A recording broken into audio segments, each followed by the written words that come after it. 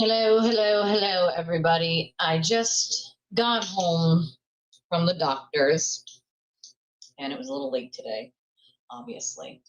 I was having good conversation with Ash, so I didn't go live because I don't get to see her that often, except for about once a month when she is kind enough to scoop me up and bring me to my important doctor's appointment. So I didn't go live in the car. But when I got home, something interesting happened.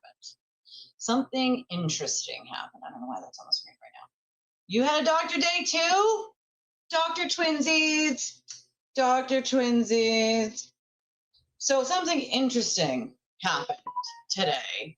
I was just got home from the doctor and I sat down at the computer to try to set up the stream, make a thumbnail, do all that fucking happy horse shit.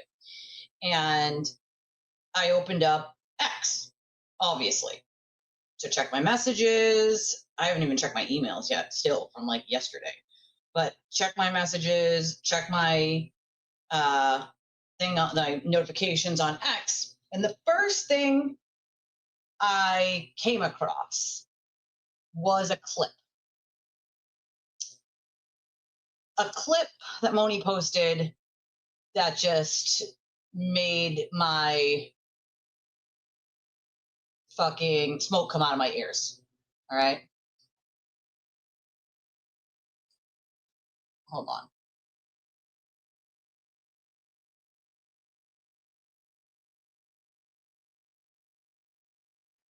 All right. Also, there's another clip here I'm going to play after that, but just get this one. So, all right. I'm going to go to Moni's clip. Oh, no. Didn't you just have that put in, or does it have to be like changed out? Is that like a thing? Like, does it have to be changed out every couple months? Is that why? I remember my best friend, God rest her soul, had one. They had to slice like her arm, and then they put the tablet thing under there. Thank you, Laura. Since Federals is happy Monday from Lorelai. So thank you, girl. Thank you. Also, I want to acknowledge yesterday when I wasn't live anymore, I did also get another $5 donation that I just wanted to say thank you for really quickly, because that means a lot to me. When I'm not live and something pops up like that, I always want to make sure that I say thank you, because it's important. And it was Heather, so thank you, Heather. I appreciate that. Your upper glute. Oh God. Hey girl, hey. Okay, so here's the clip. All right, and like when I tell you I have fucking smoke coming out of my ears, I legit mean I have motherfucking smoke coming out of my ears. Here's the thing, right? You don't, hello girl, hello. I don't expect anything from anyone. There is no price to be my friend, okay? I don't care if you make $1 or $1 million, okay? Aiden has a price. Everything is transactional with him. If you can't give him something, or he's not going to benefit from you in some way, shape, or form, or you're not going to get something for him or do something for him, then really you're just nothing and no one, and he'll just shit on you because. Now, with the pressure from the lawsuit that he just got, and I'm sure the pressure of knowing that he's getting the lawsuit from Kylie, I'm sure he's probably hitting the roof, peeking out the windows like a fucking major crackhead, waiting to be arrested, per usual, Oh, he's not only is he jealous, and that's the sad part, like, not for nothing, but again, I'm a very small channel, but it is very clear to me that he's a stage 5 clinger of mine. I'm going to need a stage 5 clinger whistle, you guys, to blow the whistle when stage 5 clinger comes. He's a literal stage 5 clinger. He watches all of my shows, every last bit of it. So take it all in, Aiden. Take it all in. He's a very jealous boy. He gets very upset. His whole wish list thing was like because he was jealous that when I moved, some of you beautiful, amazing, awesome people got some things off my wish list, and we had our little digital, what I call the digital housewarming party. Not even a few weeks after that, he's on his show talking about a wish list using the phrase digital housewarming. Like, it's abundantly clear to me that he was very jealous. And it's like, bro, there's nothing to be jealous about. I mean, I'm a better person than you. Be jealous about that. Be jealous that I've had a relationship for 12 years with my husband and I adore him and he adores me. Jealous that my children are very close to me and they'll always be my babies no matter what. And their mom will always have their back. Be jealous of those things that normal people have in life. You're jealous of a small channel with less than 4,000 followers. Okay. Why? Why, Aiden? Why is it that you are so upset? Why is that? Why? I'll tell you why. Because I can tell the truth about him. And not only can I tell the truth, I can literally predict what he's going to do before he's going to do it because he has patterns. Most narcissists and abusers do have patterns. And he has patterns of behavior that he's been doing for over 10 years. Yes, blogger Aiden, Adam Kearney. I loved when they did that. Super fan, blogger, super fan, blogger. They called him a super fan, like a Karen Reed super fan. Super fan, blogger, Adam Kearney. You know, it's Twitter Tales time. It sure is. I busted out my sipping on turtle tears cup. You know, it's one of those days, you guys. You know, I didn't have a great day at the doctor's, but I'm going to have a great day here with you. That's what I'm going to do today. He is disgruntled. I'm bad. Yeah, I'm so bad. You know what I find funny about that, Freeze? Is anyone, and I literally mean anyone who's met me, spoken with me, talked to me, video chatted with me, because they live out of state and I talk to them like via video chat or the phone or text messaging, like they get to know like all sorts of things about me in my life, right? And my kids and my family. And any of those people would tell you that I am literally the polar opposite of what, quote, bad or villain is. There's not a single person I've ever turned away asking for my help, and I never would, right? You'd have to be someone like Aiden for me to say, go fuck yourself, right? Super fan blogger. Yep, so they called him a super fan blogger. He's a super fan blogger. It is a great day to have a great day, and I know that I'm going to have one. It just seems to me that he is very clearly jealous, definitely. He'll never admit that, of course, but it's abundantly clear. But there's other people he's jealous of, and we're going to talk about that, and we're going to talk about why he's so jealous. These two people he decided to bring up in this clip are friends of mine that I am proud to call friends. And, oh, God, I don't know. That's a good one. I mean, he might be more jealous of Nick right now. He's jealous of me, but he's definitely probably more jealous of Nick, and maybe even more so when it comes to Nan and Steve. And so I'm going to show you the clip. It's a rant, essentially. It's a tirade. And it's because he's feeling so much legal pressure from these lawsuits, one from Kylie Kirkpatrick for defamation and intentional infliction of emotional distress for the false charges she had to deal with for 6 years because he was paid $5,000 to write a fucking hit piece on her. And then the one he's dealing with from the Albertson case. So he is feeling an immense amount of pressure on top of all of his criminal shit, on top of him having the cops on speed dial and the cops being like, oh, guys, shit, it's the turtle again. Turtle protocol, everyone. Turtle protocol, right? Like on top of all of that, you know? So that's the thing. Well, that's the other thing. Those people, the cultists at least in chat, don't know me. They know what he says. That's it. They don't know me. They've never met me. They don't know a fucking thing about me, right? Which is their loss, right? Everyone who knows me personally is like, at least that's their loss, literally. And I'm like, yeah, no shit. You know what I mean? Like their loss. I don't give an actual fuck. But it's sad because most of those people who are in that chat of his, right, shit, trying to insult me or say something, they're being hypocrites. Because what are they going to say? Oh, she's unemployed. She works on YouTube. Okay, it's the exact same thing Aiden does. Except the difference is I'm a full-time mom, not a part-time parent. I'm a full-time fucking mom. I'm also disabled. And so there's a big difference between me and him, right? So yes, I work from home. Everyone knows that. This is my livelihood, okay? But at least for me, what I get out of it, even if I don't make a ton of money, is I get to help other people. And that makes my heart happy. It's something I had already been doing long before I had a YouTube channel. It's been almost 20 years of doing volunteer advocacy, and I am proud of every single time I help someone. There's no better feeling in the world than helping another human being and knowing that they just feel grateful, right? Like they wouldn't have got it done without your help. And there is nothing better than that. Nothing better than that.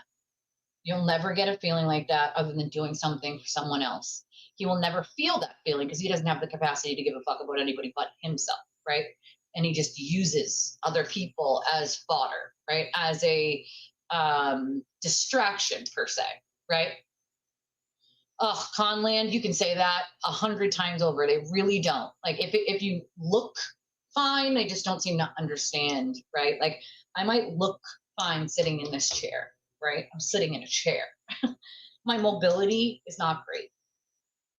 And that's for various reasons. I have heart problems now. I have, liver problems. I have POTS. I have chronic fatigue. I have, we could go on this list forever. I was born with a liver issue. I have inflammation in my entire body. I have rheumatoid arthritis, psoriatic arthritis, psoriasis. It just goes on and on and on and on and on. Things that I have, fibromyalgia, MS. Like I never thought that I worked very physical jobs for a very long time. Working in a men's prison for the criminally insane requires you to literally hold full-grown men in a hold, in multiple different kinds of holds, but so that they can't headbutt you and they can't wriggle out of the hold. And I'm a much smaller woman, obviously. That was a very physical job, okay? I worked very physical jobs for a really long time. I never thought in my early 30s that my mobility would be threatened or that I would feel like my life was being stolen from me by all of the medical that I didn't see coming. It all happened after I had COVID. I never ever thought in a million years that something like that would happen. Yeah, another pew pew. It's nothing like tennis elbow. I like fully feel that in my heart when you say it, Conland. They don't understand disabilities that aren't visual. They just don't. I also have, PTSD, unfortunately. Although I manage that very well, other than the things I can't control, right? Hyper awareness all the time. I'm, always hyper aware. I have flashbacks. I have night terrors, sort of just repeating the flashbacks in my sleep. My husband's very well prepared to know, when something like that is happening, because I'm not an easy person to sleep next to, flailing around and whatnot in my sleep. But people just don't get that, like, being disabled doesn't mean that you have to be, laying in a bed or crying all the time. They expect if you're disabled and in a lot of pain that you should be crying all the time. It's something they expected with my daughter. Her school, which I remember when she was in elementary school, my oldest, they just like expected that if she was actually in that much pain, she would be complaining or crying all the time. And it's like, there's no point in doing that. If I cried all the time, then I wouldn't have time for anything else because that's the kind of pain, right? Girl, listen, my husband's been trying to get me to smoke weed for like 12 years. I kid you freaking not. But I appreciate you, Steve. I appreciate you, my friends. I do find also that comical. I don't even know why the fuck she actually did that. It was not only bizarre, but fucking weird. Hey, Nina. I see you all. So the superfan blogger had a tirade, okay? He had an actual fucking tirade. I mean, to be fair, he always has these tirades. And you can always tell, okay? The man is jealous of a lot of people. Let's put it that way. He gets jealous over the most petty of petty. And I mean literal. If he sees two people in my chat that used to support him, if he sees one big donation, he loses his ever-loving fucking mind. Imagine like checking people's like shit like that just to be jealous and be a weirdo. I don't fucking understand it. Never would I waste my fucking time. And honestly, I hope that people succeed, right? Like other than him, I hope that other people besides him and his cult succeed. I would love to see people succeed together. This motherfucker has a jealousy issue, right? And when he's starting to feel the pressure, he goes after others. That's just what he does, right? No ifs, ands, or buts. It's something he's been doing for 10 years. When you no longer support this vile creature and you realize what he is actually doing, you realize how diabolical, how sick one person has to be to do the things that he does privately, never mind publicly, you start to realize who he is as a human being. And it's not a good one. Promise you that. Okay? I fucking promise you that. Anyone who knows me literally would have to laugh anytime he says, like, twisted bad, twisted villain. They literally have to laugh at him because that's the polar opposite of who I am. It's also usually the polar opposite of every other person he's saying it about. He says it about Leah. She's literally one of the most kind, funny, hardworking, awesome people I have ever had the pleasure of being friends with. Okay. And so I will defend her until the end of time. Like, if you come for Leah, know that you're coming for me too. Just tag that in the back of your mind. If you come for my friend that I love dearly, like, you're coming for me too. Like, just think of me as her right leg, right? You came for her left leg, her right leg's coming, right? Like, that's happening. So this applies in this scenario as well. What does Aiden do here? He comes for Nan and Steve. Steve is Nan's boyfriend. Steve is a wonderful human being, and me and Steve have grown to have a great bond. That Nan actually is the one who connected us, which was amazing. And so when you come for the people that I care about and you lie about them, I'm not going to allow it to go unchecked. It's that simple.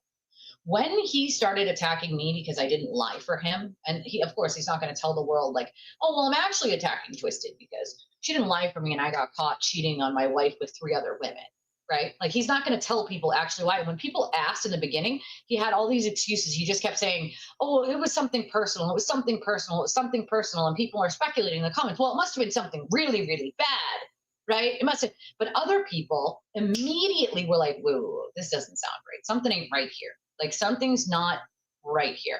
And to the credit of some people privately, they immediately knew something was not right. Like, he was just fucking lying, right? And so he was married at the time still and did not obviously want to come clean. Not that he ever still has to this day. But he can't take accountability. He's fucking allergic to it. I don't know anyone who would want a fucking friend like him. I mean, who needs enemies when you got friends like that? You know what I'm saying? Like, who fucking needs enemies when you have someone like that?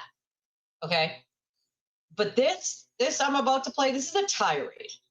This is a tirade. And he starts off, of course, with talking about a woman's body. Like, first of all, sir, you look like the troll under the fucking bridge. Okay. We've offered to get you a banana hammock for your dick nose, sir. Okay. Imagine talking about another woman's body while looking like that. Okay. I mean, come the fuck on. You've aged 20 years in the last 18 months, sir. Like, I will let you borrow one of my daughter's bras. Okay.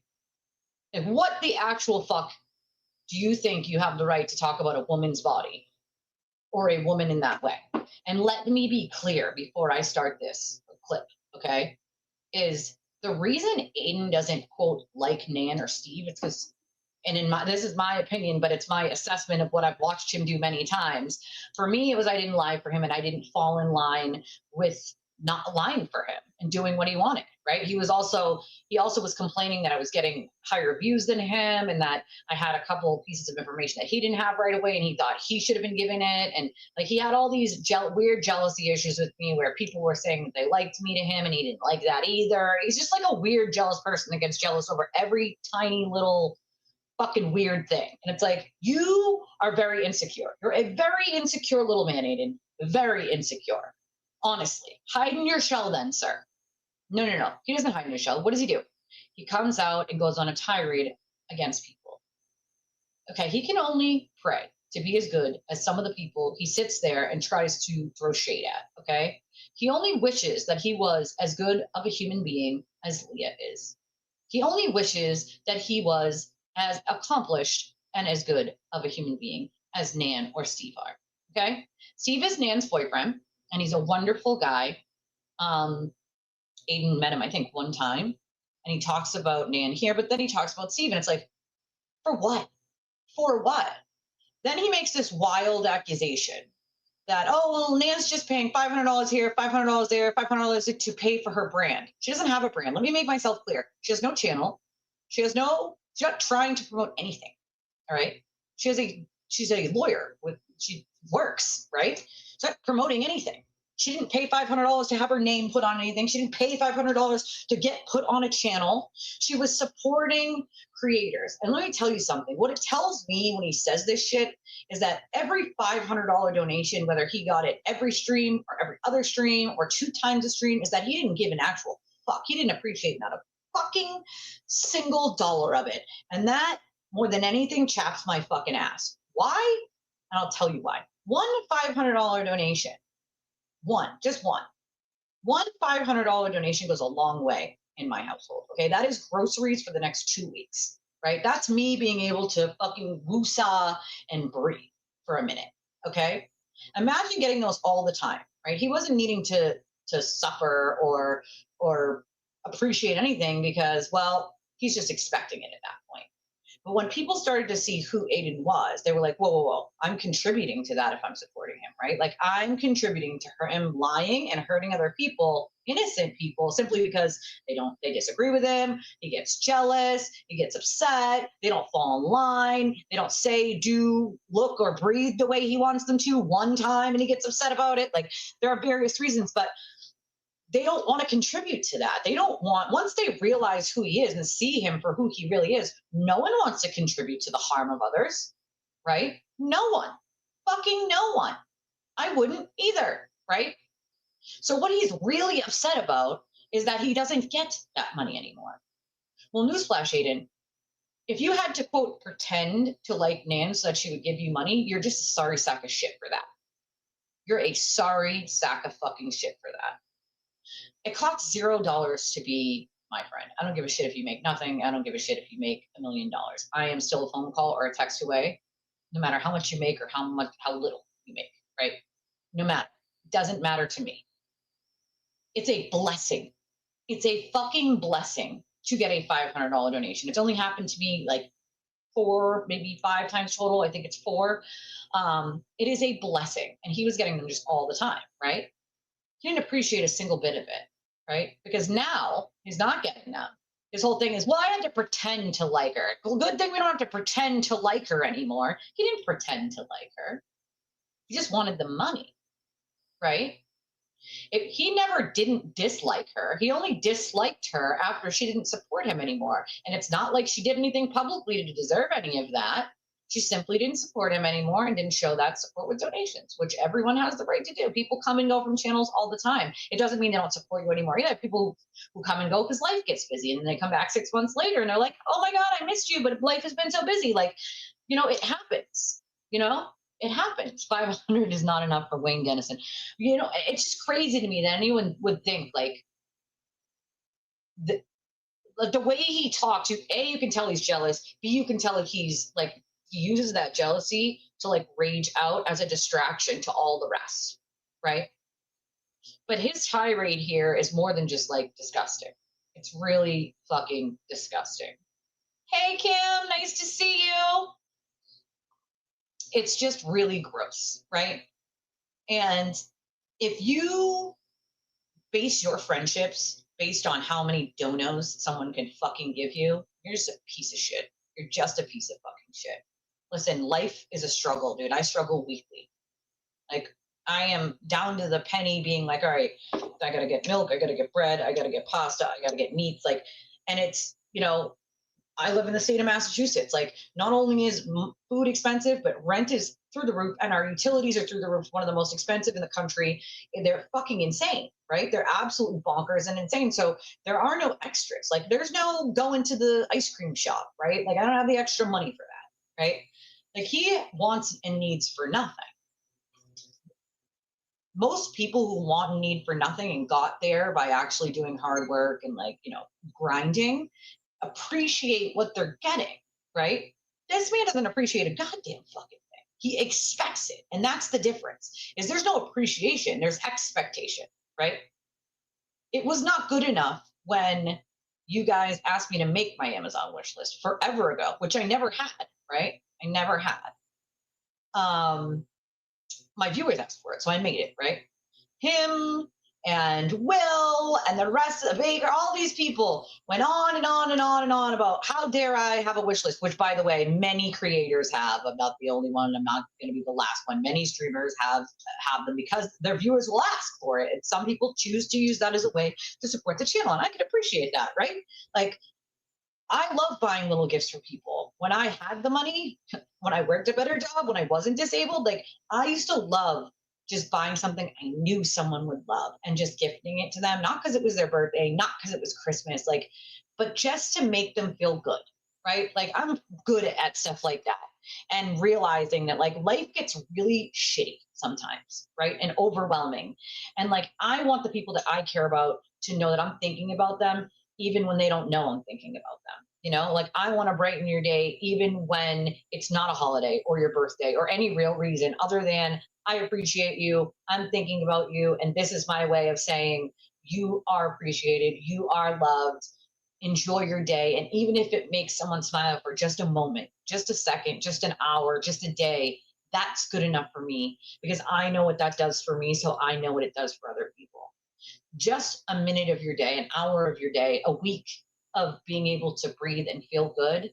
Like there's a big difference between feeling constant stress 24/7. You're stressing about if you got enough groceries to last the next 3 days. You're stressing about the upcoming gas bill or electric bill or getting new clothes or getting the kids new clothes or getting a new pair of glasses or getting your content or whatever, right? Like normal people go about stressors every day about, you know, something. Maybe it's a business meeting at work. Maybe it's your computer broken. You got to get it fixed, but you don't got time. Like all these different things, right?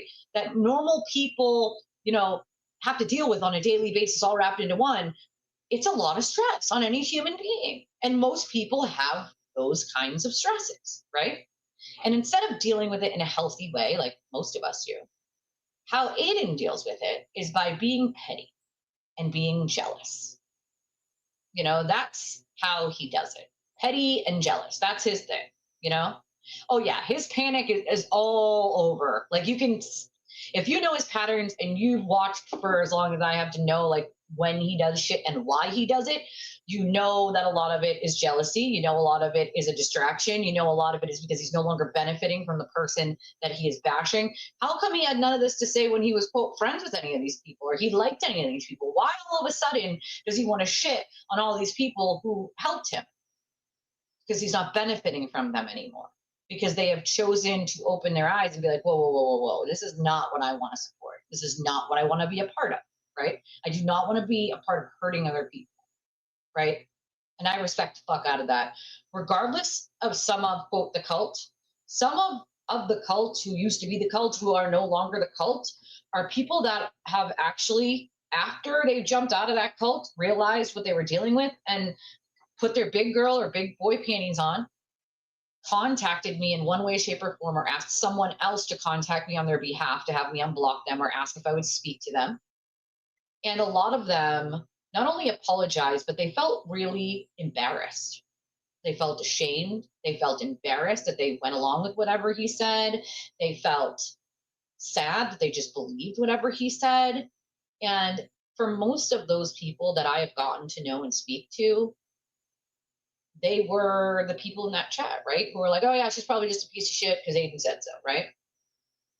Not a single one of those people would say one of those things about me or any of the things Aiden tries to say about me because now they know me, right? Every phone call or text message, like I pick up. I'm slow with email and DMs, but I will always answer and I will always get back. And I will always be there. And I will never let someone walk alone. I don't care if you're a perfect stranger to me or a prior cult member, right? Like the brainwashing exists. It's real. I can understand that, right? And I'm not heartless. But this man, again, that chip doesn't exist in a narcissist. They don't have the capacity to actually give a fuck about anybody but themselves. They're always trying to think of something that'll benefit them or work for them in some way. So if you have nothing to offer them, they don't really give a fuck about you, you know? Oh yeah, he absolutely is. And honestly, Kim, we talked about it right before you popped in, or maybe you were listening before you popped in a chat. But honestly, I think it stems from jealousy from my wish list, which is crazy because, like, as you said, he could have everybody wipe his wish list clean, and he could. And they probably did wipe his wish list clean. I know my wish list is never going to be wiped clean, nor would I ever expect it to be wiped clean. Like the main couple things that I really wanted, of course, are needed were the most expensive, you know, the ACs, the couch. Like the couch is probably going to take a long while to get, but it's not you know what I mean? Like he could have everything wiped off his wish list. And instead of being extremely grateful, what happened when that happened? When everybody bought all those things off his wish list, even though he made fun of me or anybody else who had one. Now Will has one too. Everyone has one, right? Now, and everyone has one. It's okay to have one now. Then he complained about not knowing how to put it together. Then he complained about having to fucking carry out all the boxes, all the stuff was coming in. Like, I'd happily get rid of that stuff, break the boxes down, put them in my recycling, put the stuff together. And I'm all happy when I'm doing it. Me and my husband make a whole fun thing out of it to put something together, because I can appreciate that someone took the time out of their day to think about me. And that means something to me, you know, whether it be buying something from my wish list or donating to my channel to make sure that we can keep moving and we can keep being here for victims of his, so that we can keep making sure that his lives don't go unchecked. Like, I appreciate that in whatever capacity that looks like, you know? And it's simply, he doesn't. So I'm gonna play the clip. It's fucking hard to listen to. Like, warning, gaslight warning, okay? Gaslight warning. He gaslights, he shits on Nan and Steve, and for no real reason. You know, he pretends that, oh, well, I have to pretend to like them. Why would you ever pretend to like someone? I promise you this, I'm never gonna fucking pretend to like you. That's crazy. I would not waste my time. If I don't like someone, then I don't like you, right? Like, it's okay. We don't all have to like each other. But I'm not gonna pretend to like someone. That's fucking crazy. You know what I mean? A $3 million retainer. You wanna know why? Because it's not worth it unless these lawyers are getting paid through the asshole. So you have to remember, as I told you guys the other day, whatever attorney he ends up finding is not going to be good. Okay? It's either going to be, he's got to have so much money, like he's going to have to sell his house, or he's going to have to take the shittiest attorney he can find. Because there's not going to be too many that want to take this on. I promise you that. Most self-respecting attorneys want nothing to do with him, his brand, or a defamation suit that he signed, sealed, and delivered himself. Like, he lost that defamation suit before it was ever filed. And so most attorneys aren't going to want shit to do with that. You know what I mean? Like, it's crazy to me. Hey, Sarah. I think Purple Kool-Aid guy got his channel taken down again, as far as I heard. I don't know if it went back up again, but it got taken down as far as I understand. Right? 3 million. Imagine 3 million. And he's going to lose it anyway. You know what I mean? Someone used to say that imitation is the highest form of flattery, you know, but he is a classic narcissist. They just don't waver. You're 100% right, Kim. He lies more. He is. It's like a snake oil salesman, you know? If you guys need to buy me stuff, you need to support me, because guess what? Because I'm going to get justice for John O'Keefe through a defamation suit that has nothing to do with that. I mean, that's what he's gaslighting his audience into believing. You guys need to donate to me and to my defense fund and give me money on my channel because it's going to go to getting justice for John O'Keefe. No, the fuck it is. It has nothing to do with John O'Keefe. Not a goddamn thing. Not a goddamn fucking thing. Oh, they study me for sure. Like, he's this fucking stage 5 clinger, dude. You know? It's getting so old, Steve. So fucking old. So fucking old. You know? He said he found the best attorney. I have to laugh about that because there is no attorney, and I mean no attorney, that even could compare to Maddie. Like, come on, man. You know? Kim. Oh. I can't wait to see who the discount attorney is either. Because again, the attorney who takes this has to have no self-respect, only care about money, or know that they're going to lose this. Like, those are the, like, so whoever it is who's taking it is either charging a fucking boatload of money for it to be worth it to lose very publicly and very embarrassingly. Okay. All right. Someone might, if I'm an attorney, I'm taking a deep dive into every piece of evidence before I even agree to take this. Because if there is shit that's just going to embarrass the fuck out of me because of him, come on. Well, he's being sued civilly for defamation twice from 2 different people right now. But again, he should pay for that. He should. Why the fuck should everyone else pay for his words? Why should everyone else pay for what he has done himself? That's on him. That is on him. He is very unimpressive. My husband's like, he's so short. I know. Oh, that's right. You were introduced before the, oh my God. I forgot. Why would you? But that's the thing. It's all he does is lie. You have, and again, I'll point this out. Not only does Steve not have a reason to lie, Steve's never, ever been disingenuous or even misleading with me. Not once, not ever. Okay? Like, again, who, you know, believe the diabetes guy over here in the headphones? Now, not for nothing, but like 1982 called and it wants its wire back. Like, bro, there are wireless headphones nowadays. Why the actual fuck are you still wired up? Like, is this real life? All the money you have and you still have wired headphones, my dude? Like, what the fuck are we doing here? Like, are you slumming, bud? You know? He tried to hire Johnny Depp's attorneys. He was charging a $3 million retainer. Yeah, I bet 3 million would be at least what I'd have to, and that's just the retainer. Remember that. That's just the retainer, guys. That's just the retainer. So imagine you're at least paying a couple $100,000 up front at a minimum. Okay, so if he has to pay a couple $100,000 up front at a minimum, that means he's got more money than he's been leading on that he has, right? He claims poor, but we all know that that's not fucking true. So without further ado, I again give you warning of the gaslighting because I am going to pause during this. It's 2 minutes and 53 seconds, but 2 minutes and 53 seconds of Aiden's lies is a lot, okay? And he does this for hours, lies and lies for hours. There's another clip I'm going to play after. And Jen Altman actually posted it. And she said something that I've been saying for a long time, which is, look at how easily he can sit there and lie to thousands of people. And she calls him out on the lie. She's like, bro, you specifically told me X, Y, and Z. And here you are lying to everyone and just so easily lying to thousands of people. It's fucking crazy how easily he just looks into that camera and lies. I don't get it. I don't fucking get it. So I'm going to be pausing and debunking his lies, because after I was attacked, and at that point, because it was 2023, people were still too afraid. They were too afraid to speak up because they didn't want him to come for them. And so I, in that moment, vowed that I would never be that person. I would never be the person that didn't speak up. I would never be the person that allowed this shit to go unchecked. I would never let someone have to deal with these kind of tirades alone and not give any pushback on it.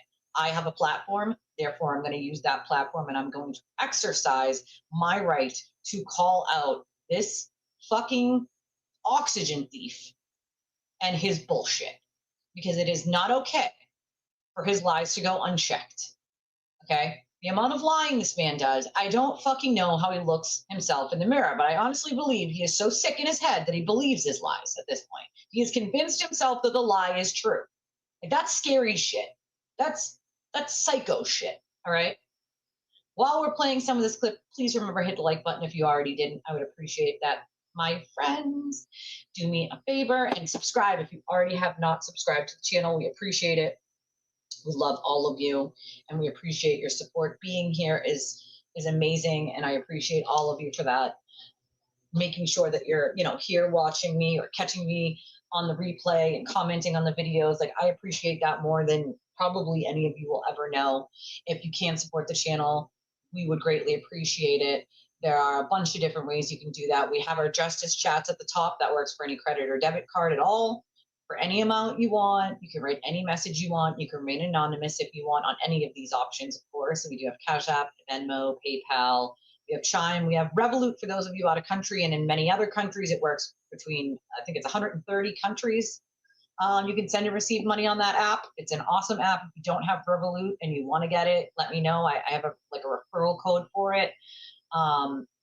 It is an awesome app for sending and receiving funds in between, and I think you can buy stocks too and stuff between countries. And there's a bunch of different countries. You have family, friends in different countries. It's a great way because Venmo and Cash App, they don't have in other countries. They have it here in the United States, but other options were just PayPal for other countries. Now we have Revolut. Revolut is one of those, just like PayPal, that goes country to country. They can pay, they can send in their money, for instance, British pounds, and I can exchange it right there in the app into US dollars. And I have a card. You can design your card yourself now.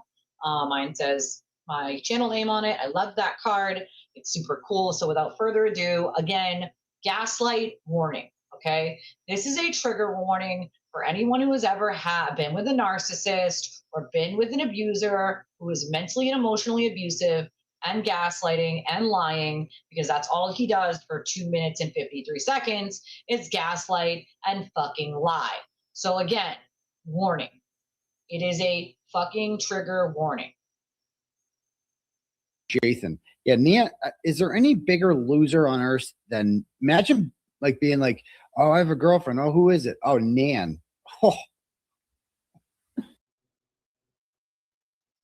Now, what was the point of that? Like, what was the point of just even that comment? Like, I feel bad for the girl who's like, who's your boyfriend? And he's like, they're like turtle boy. Like, oh, you poor soul. Christine, run. Because that's the name of his girlfriend. Run, Christine, run away. Hi, Benny. Run away, Christine. Okay? Imagine somebody's like, oh, who's your boyfriend? Who's the new guy you're dating? Oh, it's turtle boy.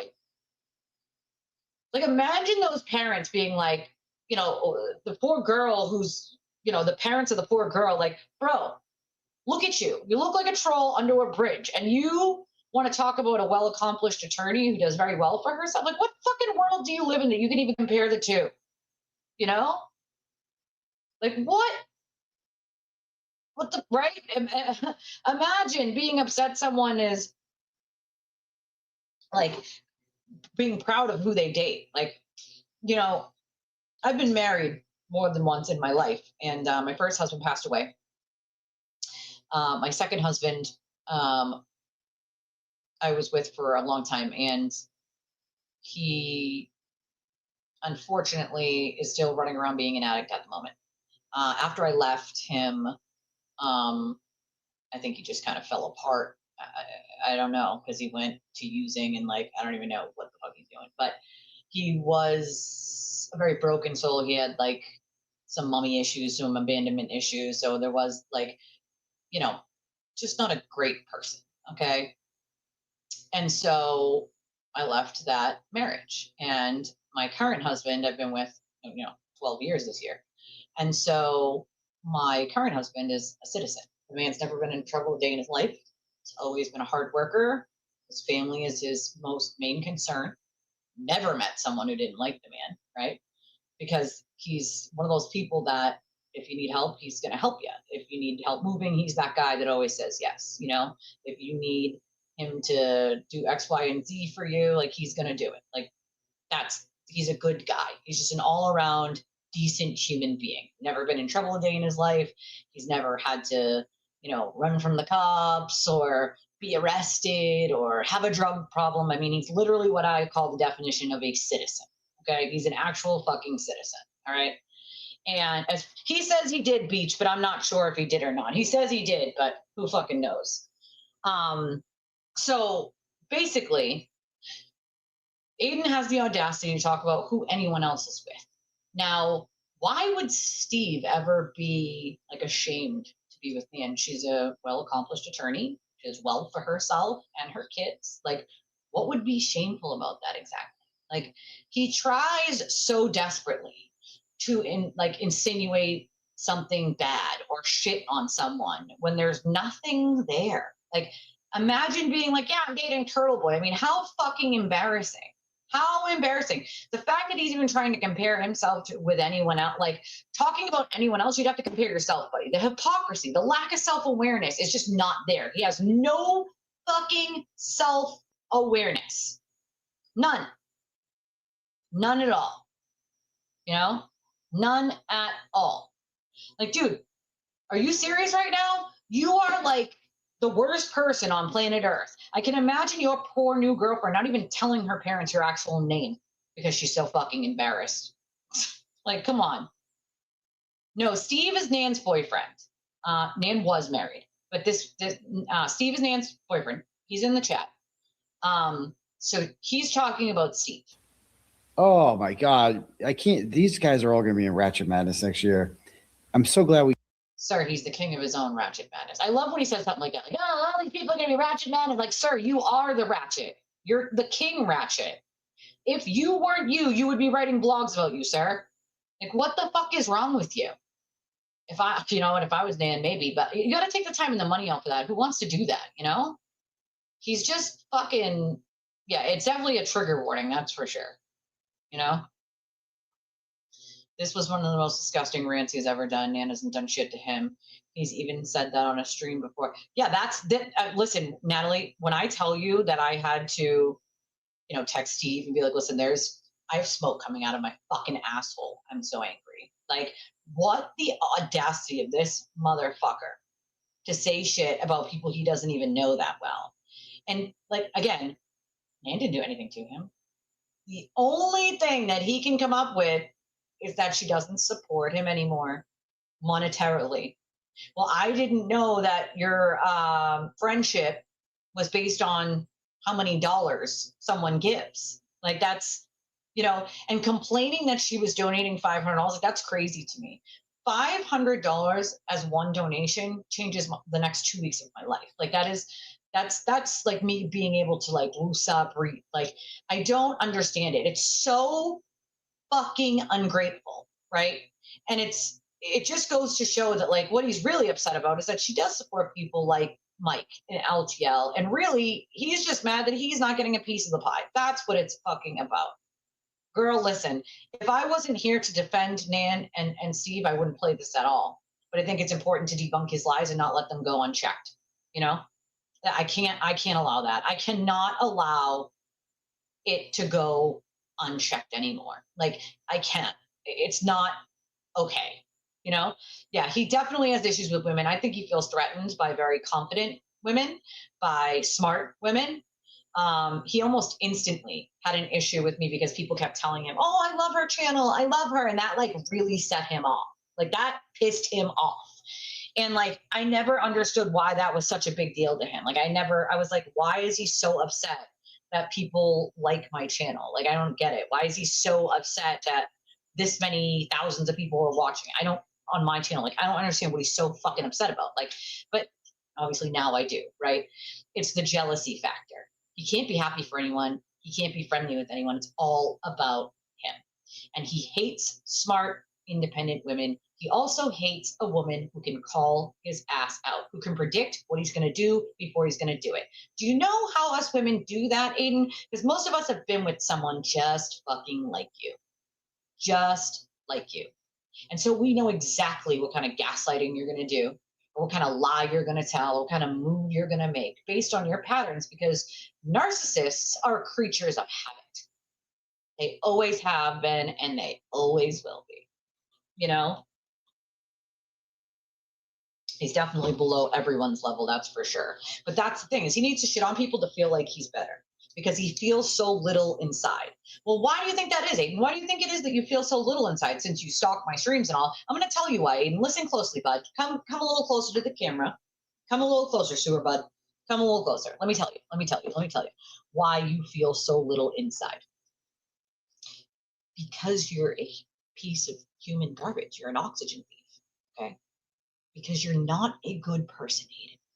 You're a very bad human being. You are a shit human being. You do not know how to give a fuck about anyone else, nor will you ever know how to give a fuck about anyone else.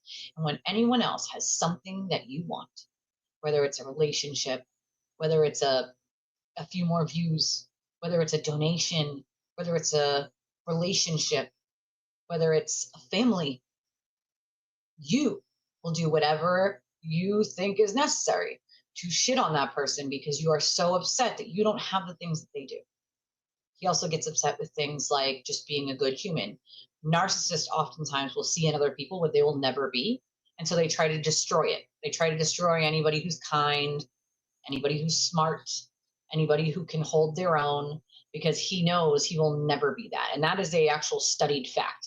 Narcissists will often try to destroy what they know they will never be. And when they see that in other people, they take no qualms about trying to squash it because they don't want to see it. They don't want to look at it. They don't want to be reminded that that is something they will never be. Those are traits they will never have. It's unfortunate that it's true, but it is, I 100% agree with you, Kim. I also believe that when you survive one, that you can see them from a mile away, just like an addict, right? I was an addict a very long time ago. That feels like a whole nother lifetime, almost 20 years ago, but I can see an addict a mile away because I was one at one point, right? I can see that coming from a mile away. And I know how to help them better because I was in their shoes, right? I take my trauma, I take my passion, my trauma, my strength, and I wrap it up into one ball. And I try to use it as a motivator to help other people. So all that shitty feeling from the trauma that I have, I try to take it and turn it into something good, even if it's just doing one simple thing for someone, right? He will never know how to do that.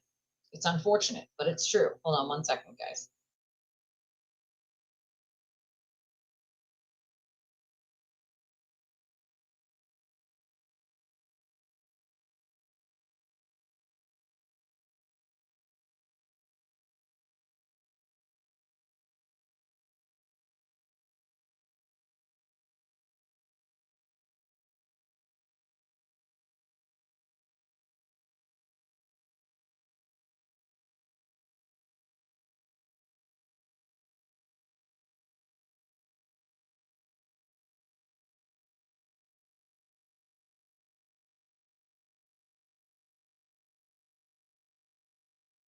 Almost as if like, from my mouth to God's ears, what was that? That was a phone call from someone that I am helping, dealing with their benefits from Lincoln Financial, with their PFMLA and their FMLA and their short-term disability. And I am, as the advocate, dealing with Lincoln Financial, who are a bunch of fucking idiots and oftentimes deny claims for no reason, or they don't know what they're doing, or they don't have someone that actually knows PFMLA, which is Massachusetts Paid Family Leave. It's not FMLA. They oftentimes confuse the two. It's almost as if exactly when I said that, like, God was like, I'm going to prove it. And just, like, this is, do you think that Aiden's ever taken a phone call from someone in need of help and been like, sure, let me help you? I wouldn't believe it. If it doesn't benefit him and it's wasting his time, he's not getting anything out of it, why would he help someone, right?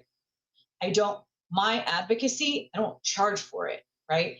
And there's a reason for that, because the people who need my help can't afford to pay for an advocate, right? And a lot of the times advocates are stuck in one capacity or another.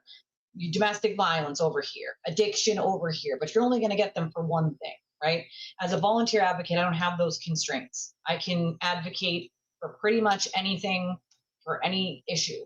And I like it that way, because the people that I help can't afford to pay me to get that help. Most people who do need an advocate can't afford, not all, but most people who need an advocate can't afford to pay for one, right? And so why charge people for the knowledge in my brain that's free to give, right? If I teach them how to do it once, right, then they can either do it themselves the next time or teach someone else, right? Like, this is a good way of showing people how to do things themselves. And some people are just lovers, not fighters, and they don't really know how to be assertive while being professional. And sometimes they just need an extra person to do that for them. And I have no problem doing that. Oh, he's jealous of anyone's money. Like, say for instance, I made $300 or $400 or $500 on today's stream, like, and I read out a $400 donation, $200 donation. He would be raging the fuck up, and it's like, why? Like, he doesn't have enough money in his own bank account. He's got to watch everyone else's pockets and be a stage 5 player. Like, what the fuck is wrong with you? I don't think you ever did, Kim. I don't ever remember seeing anything from you that was bad about me, Oh yeah. Oh, you're talking about when he said, yeah, Nan didn't do anything to him. Yeah, he did. He was like, hey, she's never done anything to me. Okay, cool. So why are we here, right? Like, why are we at this fucking tirade? Because she hasn't done anything to him, Agreed. Why aren't all of his streaming friends like just Ethel Machado sending him $1,000? Just saying. Why can't Kim kick in a Sunday stream with Betero to help pay Betero? Like, make it make sense. Like, make it make sense. Well, who would at this point? Who the fuck would trust him? Who would be a source for him? He throws all his sources under the bus. Who the fuck would be a source for him? And he's probably embarrassed that not many attorneys want to take it. He doesn't deserve a response for Nan. That's why I'm going to give one. I'm going to give one. He doesn't deserve a response from her, and she certainly doesn't need to waste her time giving a response to someone as little as him. So I'm going to do it.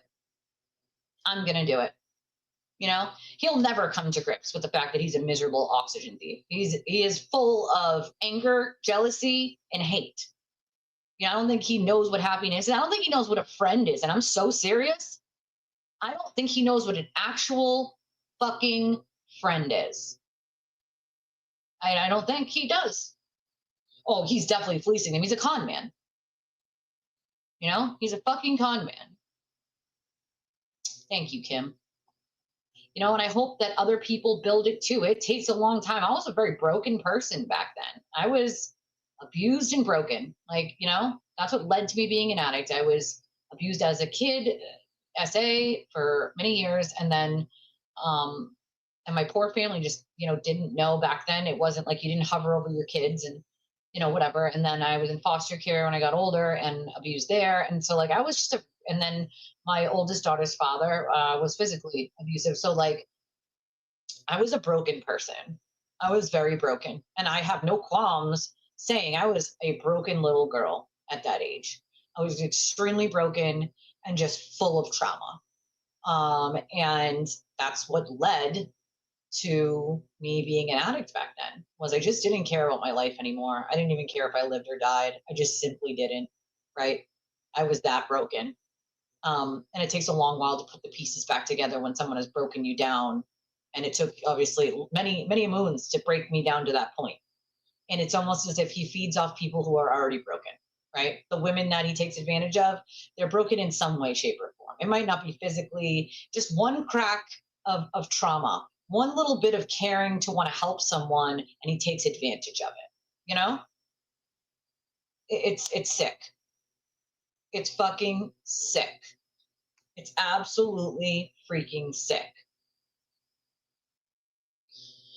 Yeah, that's a good question from A to B. It's really because his viewers keep giving it to him, you know?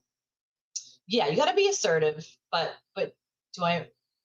So I do make money on ads, but it's like I don't know, a third of a penny every thousand. I don't know. It's something crazy. I might make like a couple bucks per stream at the end of the month. So I might make like $2 for ads on this stream and $5 on that one, and it depends on, and they run the ads. I don't run them. So it's, I guess, depending on how many people watch. And it's not a lot of money for the ads. You don't really make shit on the ads. Most of the money you're going to make is going to come from membership, super chats, super stickers, or like me, I'm a small channel. I have more direct options because YouTube takes their cut. So I have more direct options to me so that I don't have to worry about that, like Venmo or Cash App, PayPal.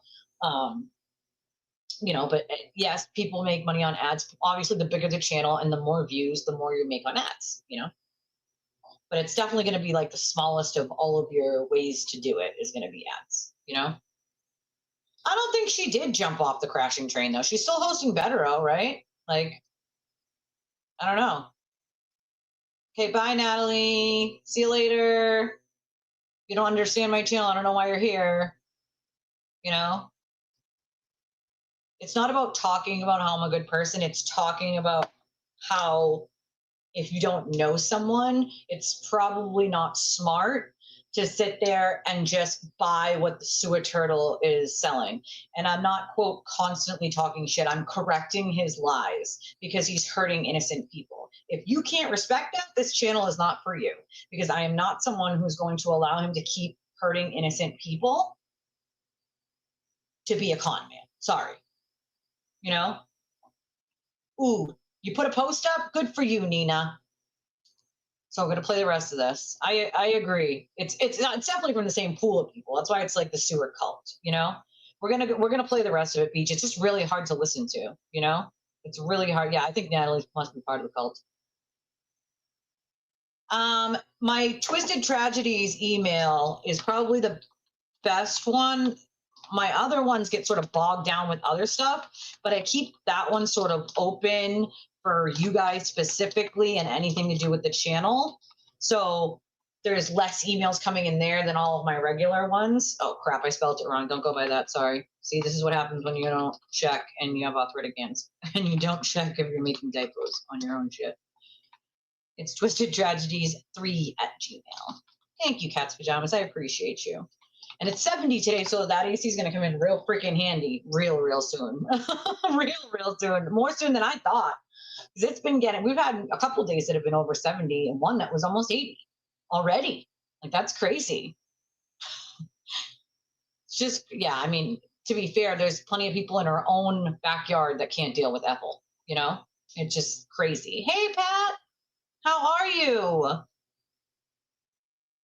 Oh, okay. You don't think he hurts innocent people, Natalie? Then you probably don't know anything about anything. Let's just throw it out there. If you have, I don't know, a dozen of Aiden's victims who want to unalive themselves because his cult is calling their homes, texting their phones, sending them death threats, sending things to their home, calling their jobs. Until then, you might want to take several seats. He hurts innocent people, so he can hide his own bad behavior. Okay? He does it so that it's a distraction to the illegal wiretapping or criminal harassment or threats. See, if you don't know much about me, Natalie, then you must not know that I am friends with 3 of his ex-girlfriends and many of his victims. All of the ex-girlfriends he's threatened. And I mean threatened. And then tried to blackmail. In what world does an innocent human being need to threaten or blackmail people? I certainly have never threatened or blackmailed anyone because I don't have to, right? So until you actually know what's going on, you might want to take several seats. I love people on the internet who think they know what's going on because, well, Aiden said so. Oh, he doesn't hurt innocent people. It's the internet. You take it too serious. Cool. Say that to me when he comes for you. And then when you have no account anymore and people are coming to your home and they're calling your phone and they're sending death threats through text messages, they're contacting your family members, they're contacting your job, then come to me with that funny laughing emoji and see how fucking funny it is then. Because I guarantee you what would happen, Natalie, is you would be in my inbox asking for my fucking help. That's what would happen. Sorry, not sorry, you're in the wrong fucking place. And I make no qualms. See, this is the thing, right? I make no qualms about pandering. I'm not fucking pandering for anyone. For fucking anyone. If you come to this channel and you're like, nah, I don't understand this, then why the fuck are you here? I am not someone like the cult that's going to be like, oh, yes, welcome, thinking, oh, this person might donate. It could help me out. You know what? They might. It could. I am not straying from my fucking morals or what I feel is my obligation for someone else. I'm not doing it. It's not fucking happening. Sorry, not sorry. Oh, thank you so much. Thank you for the update. It's good to know. I mean, it's crazy to me. Like, if you're actually going to try to claim that he doesn't hurt innocent fucking people, then you have no idea what you're talking about. And I love when people are like, well, how would you know? If you don't know how I know by now, then you're lost. Then you're fucking lost, dude. Everything he does privately, I know about almost immediately. Why? Because he's such an idiot. He tells people and he sends them the evidence of him doing it. And most of the people in his inner circle are not there because they want to be. They're not there because they like him. They're there because they're too afraid to fucking leave. They're too afraid that he's going to come for them. So what do? They step and they take the information he gives them and they send it to people like me for a heads up on the next person he might hurt and how he might do it.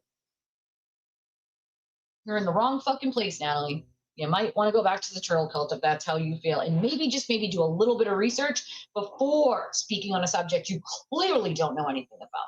And when they show up at your house because you breathe the wrong way in front of him, or you say something he doesn't agree with, you'll be reaching out for help from someone. Probably your local police department, where you would be telling them it's criminal harassment and you're getting death threats. But I mean, just log off, right? It's not that serious. Shouldn't take the internet that seriously, Natalie, right? Right? Isn't that what you just said? Like, so you're telling me if all of that was happening to you, it's just the internet and you're taking it too seriously? I mean, come the actual fuck on. Do people actually believe that when it comes out of their mouth? Like, I know that they don't. It's just an excuse for Aiden. And you can say you're not in a cult and you can say you don't support anyone. But if you're literally making excuses for that kind of behavior, then you are. You literally are. Sorry, not sorry. 100%. A lot of people have his back until they realize who he is and that they're making excuses for him. All right, let me play more of this because it's really hard to listen to, and that's why I keep pausing You can it. stop pretending that. Oh, I'm so glad. Nan is an ugly person on the. So she's an ugly person on the inside. Well, I would like to say that, me and Nan got into a little tiff a while back, if you guys don't remember. And guess what Nan did? She called me. She, a mutual friend, Mike, and she asked if she could call me, and I said, yeah, Mike, of course, because I'm not a person that doesn't accept apologies or want to actually have an adult conversation with someone. I will absolutely do that. And we talked like humans. We talked like human beings, and we got to know each other, and we've been getting to know each other ever since. And so it's amazing what happens when people jump out of the cult. You can't unsee what you are seeing in front of you. And so it's amazing how an opinion of someone can change when you're not taking someone else's word for it. Aiden said so isn't a thing, right? Aiden says everyone except him is bad and is all the same 5 things he calls everyone: crazy, a scammer, a liar, insane. Like, it's all the same shit over and over. He claims the same like 4 or 5 things. Everyone is the same 4 or 5 things, and he's fine. He's a victim, right? Come on, stop it, nonsense. And the fact that anybody's even actually like, that's the part that gets me, is they will just keep defending him until they realize, like, wait a second, hold on. He just said something that I know is a fucking lie. Why is he doing that? And then until it gets close to them, and then they start to realize, like, it's not just a little white lie, it's far beyond that. He's doing way worse, you know? And yeah, that's all. When he breathes, he's lying, you know? Yeah, but not you, my friend, not you. Not you. You know? It's just crazy. Yeah, he doesn't counterpunch. He drops Hiroshima bombs, okay? And then when someone goes to drop one on him, he runs like a little bitch to the police station. Like, let's be honest, you know? It's not just the internet, and that's the problem, is it's destroying actual fucking lives. So he says Nan's ugly on the inside. I highly disagree to that. Someone who's ugly on the inside doesn't ever admit when they're wrong. They don't have adult conversations with people. They don't talk, and they certainly don't get to know each other, right? They don't then become friends or friendly. The fact that you have made multiple sock accounts just to come back in here is really fucking sad. Is that you, Valerie? I mean, come on. The fact that you actually had to make a second sock account, or already had a second sock account, Natalie, swamp ass, that's what we're going to call you because your second name is swamp ass and your first name is Natalie, is really fucking pathetic, because in order to even comment in my chat, you have to subscribe to the channel and then wait 3 minutes to comment. You are pretty fucking pathetic. I mean, that is pretty pathetic. So who's that? Is that you, Aiden? Oh, poor little boo-boo. These people are just really mean and gross and ugly. And she came at Kelly Reed, of all people, recently. To be fair, she didn't come at Kelly Reed. She told the truth about what happened with Kelly Reed. And I already knew that a long time ago, okay? Kelly had some issues while in Free Karen Reed, including having the debit card taken from her because she was spending on wild shit, okay? So it's not, oh, she's coming at Kelly Reed. And what a hypocrisy of this man to say, oh, she came at Kelly Reed. No, she didn't come at Kelly Reed. She said something that was true. Aiden, you literally spent 2 years defending Karen and then shit all over her a million times. There's no one more anti-Karen than Aiden himself. Like, is this real life? Is this real fucking life?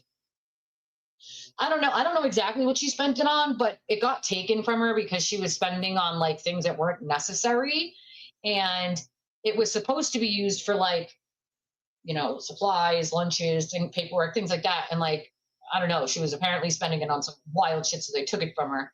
And I hear that unfortunately, because of like that, she was being called out on some other stuff too of her behavior they didn't love.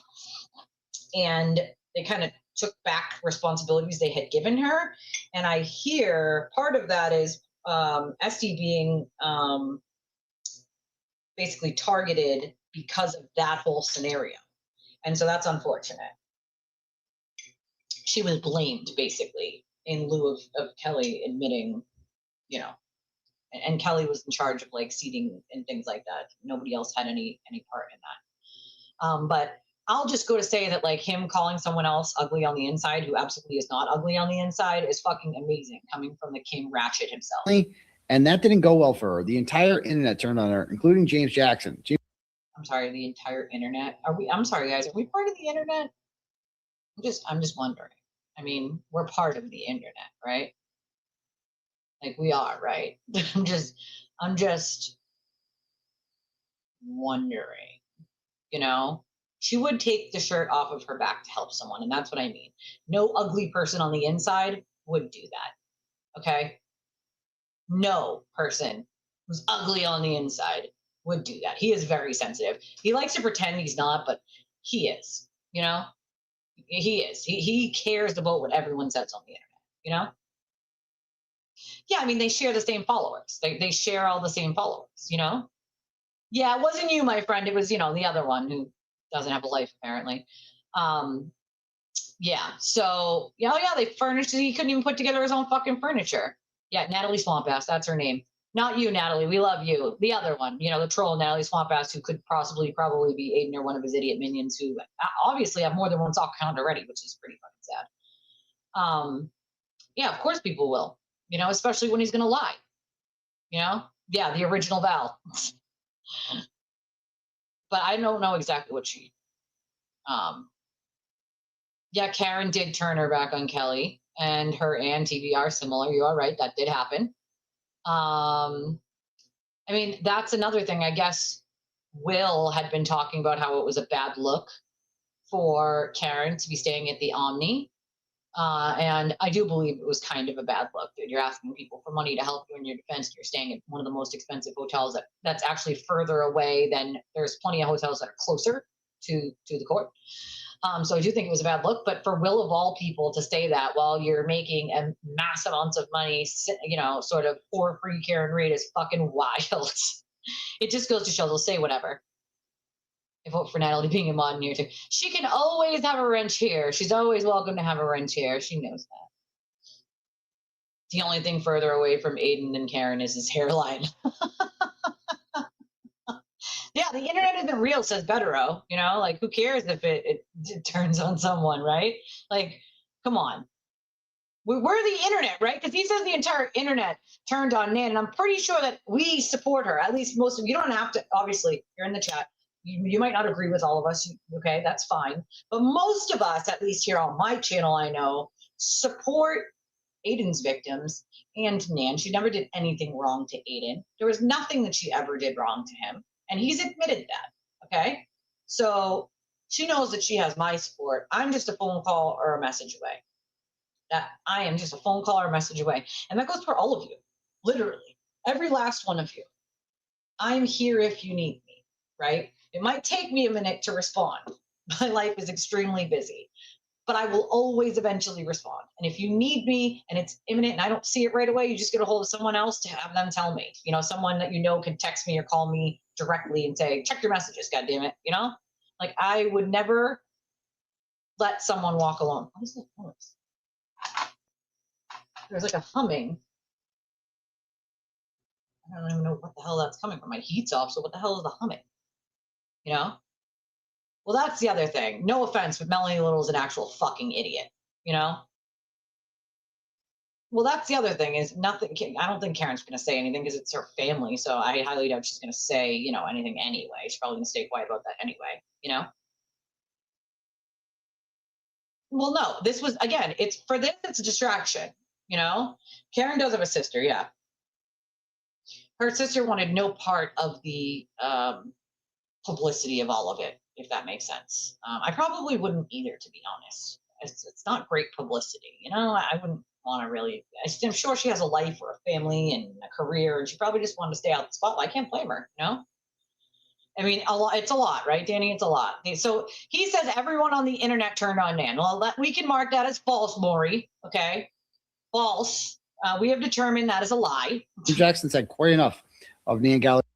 Oh, now he speaks for James Jackson. That's interesting. Well, we can determine that he does not speak for James Jackson, so that is also a lie. It's bullshit.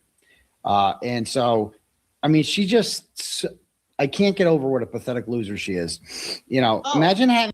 Imagine calling anybody else a pathetic loser, especially Nan does just fine for herself, right? So I don't know how you could call somebody a pathetic loser that, like, not for nothing, but she took the bar, she passed the bar, she's an attorney, she does well in her practice for what she does. Like, who the fuck are you to call anybody pathetic, dude? You were walked out of your career as a teacher by the deadly fucking police, sir, okay? Sir, you begged to stay in medical in jail because you were so afraid. Okay? Stop it. You need to just stop. All right, Aiden, like the gaslighting, the lying, like it's a little much, buddy. All right, we have determined that that's also a lie. I'm going to pay $500 just to get people to talk about you. Because okay, let me be clear here. Nan does not have to pay me a single penny to talk here. Want to know why? Because that's what friends do. Okay, that's what friends fucking do. You don't let another friend get shit on, especially when it's a lie, for no reason whatsoever. You call out the lies and you don't let them go unchecked. Okay? You don't let them go unchecked. It's crazy to me. Who cares what she donated? Now here he goes to try to say that like she donated $500 for, to be talked about. Like no one, in no capacity did she ever do that. And actually, we've actually talked about why she likes to help different creators. And I will tell you exactly what she has said to me. And I can appreciate it, right? She simply is someone who had the means, who wanted to be able to help others in a way that helped them grow their channel and allowed them enough money to breathe in the meantime. And for me, that means everything. So the fact that she did that for so many people, and so many of those people are so fucking ungrateful, it really fucking burns. It chaps my ass. Because being allowed to breathe weekly like that is a game changer for life, for your stress, for your health. Like one $400 or $500 donation, a stream 3 times a week, or a stream a week, even one a week, like that is a fucking game changer where I come from. Okay. That is full groceries in the house for the next week and a half, 2 weeks. Like that is like, that's down. So if any other money comes in, like you're paying like all your costs with a 100 and something of it, close to 2, and then you're using the rest for groceries, or you're buying groceries and you're paying an electric bill, and like that you don't have to worry about. Now anything else that you make is like extra breathing space in that week, right? And so you're not just grinding and grinding and grinding, but still stressing because you're not quite there. You don't have quite enough to cover this, and maybe you have to have this software, but like you don't know if you're going to be able to pay for this software because you got to get groceries first. Like it to me, like it boils down to the fact that if someone is trying to make your life easier and someone's kind enough to be generous with you like that, I don't care if it's $1, $100, $500, like it means the world regardless of how much it is. Whether it's someone who can't donate and you're here every time I stream, there's plenty of you that are just here every time I stream. I appreciate that, means something to me. To him, I don't give a fuck. If you're not doing anything for him, who cares, right? The ungratefulness that seeds off of him, it gets to me. It really does. He's just one of the most ungrateful pieces of shit I've ever fucking come across a day in my goddamn life. I don't know why it was brought up on social media, but like he beefs with everyone because it's all a distraction for him too, because otherwise he'd have to actually think about and talk about the things that he's really going to have to deal with, She did. It's exactly what she wanted to do. She just wanted to help. She wanted to be able to give people a little breathing space while doing what they love to do. And I can appreciate that because I love what I do. I love being able to advocate for people. I love being able to like have a sense of community with all of you. We talk about all sorts of random ass shit, and I love every second of it. I love that we can do that. I love that people check in on one another. I love that people form friendships here and bonds. Like it's important to me as a creator. It's important to me. And all she wanted was to give people a little breathing space. How do you not fucking appreciate that? Because he had no problem benefiting off of it when it benefited his ass. When he's getting them 3 or 4 times a fucking week, he had no problem with it, right? Until he doesn't get that support anymore. Then you get this. That's what she did. She was $500 here, $500 there, just to build her own brand. And let me just throw it out there. She doesn't have a brand to build. So that's just completely false. She doesn't have a brand to build. She has a well-established law firm. She doesn't need to build it. It's established. It's there. She's got clients, right? None of that needs building. She doesn't have a channel. She's not promoting a channel. She's not promoting a brand of any kind. She simply donated to help out.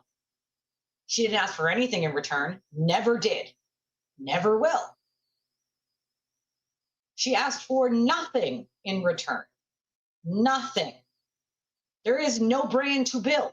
So again, he's lying per usual. And at the end of the day, everyone figured out exactly who she was.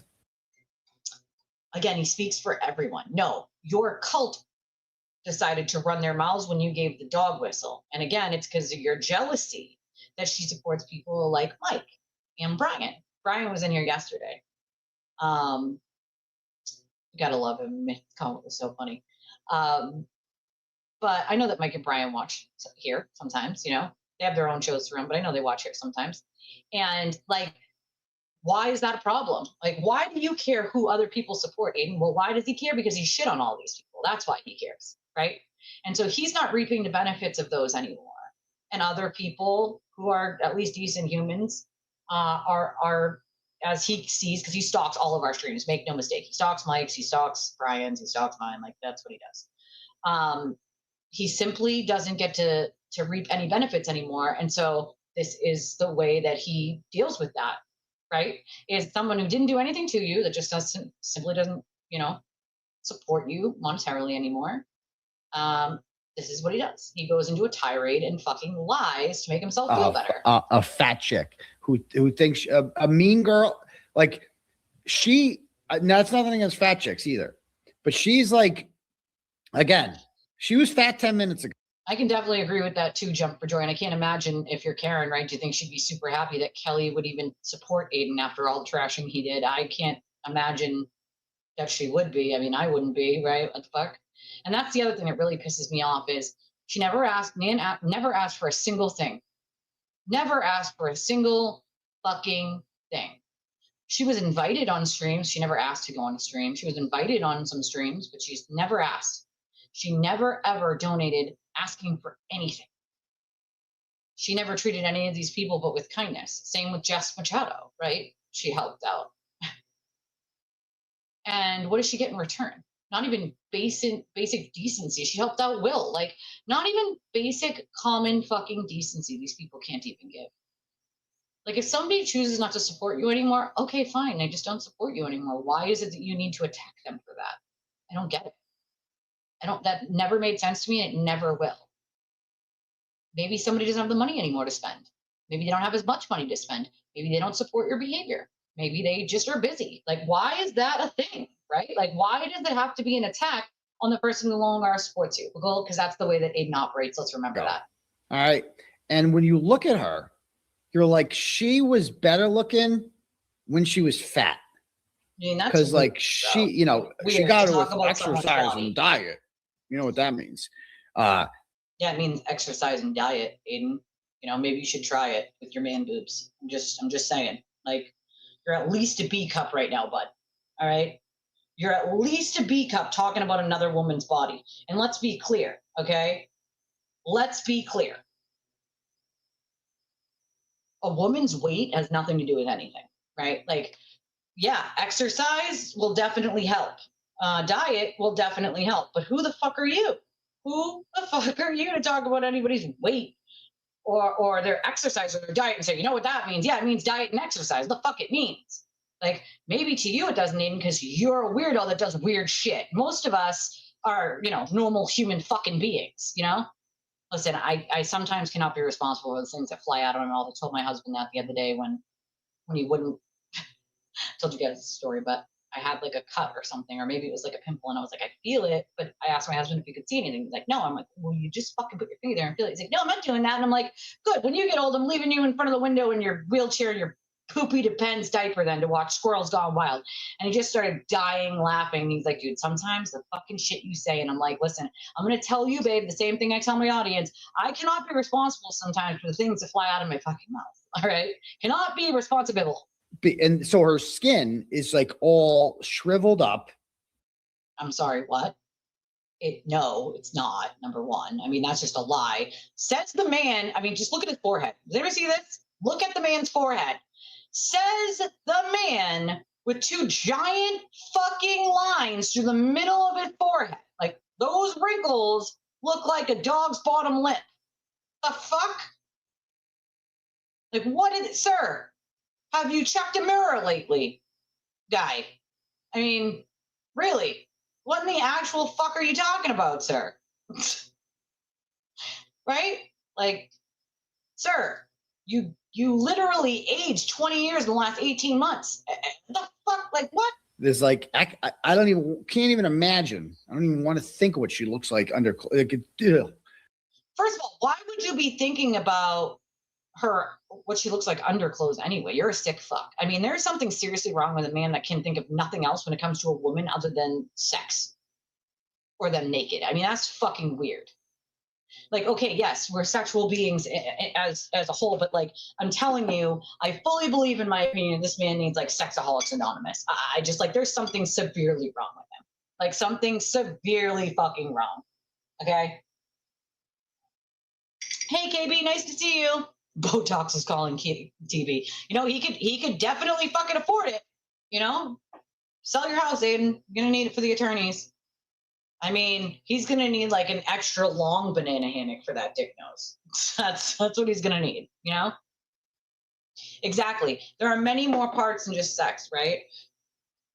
My husband loves that I'm a nerd a little bit, and I love that he's a jock. You know, he plays sports. Like, I love that he like cares about his fitness and his body, and that he is fucking amazingly talented at being a softball player. He's just amazingly talented. And, you know, he loves that I'm a nerd that can pretty much answer any question or help any of his friends who need it, you know? I can't be responsible or alive for the shit that flies out of my mouth sometimes. You know, gastric bypass, I've had 2 friends that had gastric bypass, and it changed their lives exponentially in a good way, right? Lower cholesterol, and they were more more healthy. They were happier with their bodies, which is so important. Like, you don't change your body for other people, you change your body for you, right? And I'll tell you right now, if I was bigger and gastric bypass was an option for me to get, I'd fucking do it too. I would fucking do it too. Absolutely, I would do it. They also have something else. It's like a band, I believe someone else I knew had. It wasn't like a full bypass, but it's, yeah, for health reasons, absolutely. But like, what the fuck? Like, who says this shit? I don't give a fuck if it was diet, exercise, you know, gastric bypass, fucking all the health drugs in the world to lose weight. Like, what's it to him? What's it to him? It's like a troll under the bridge, 2 giant fucking wrinkles in the middle of his forehead. Sir, you're only, what is he, 44, 45? It's like 4 or 5 years older than me. I mean, shit, I haven't got a wrinkle yet.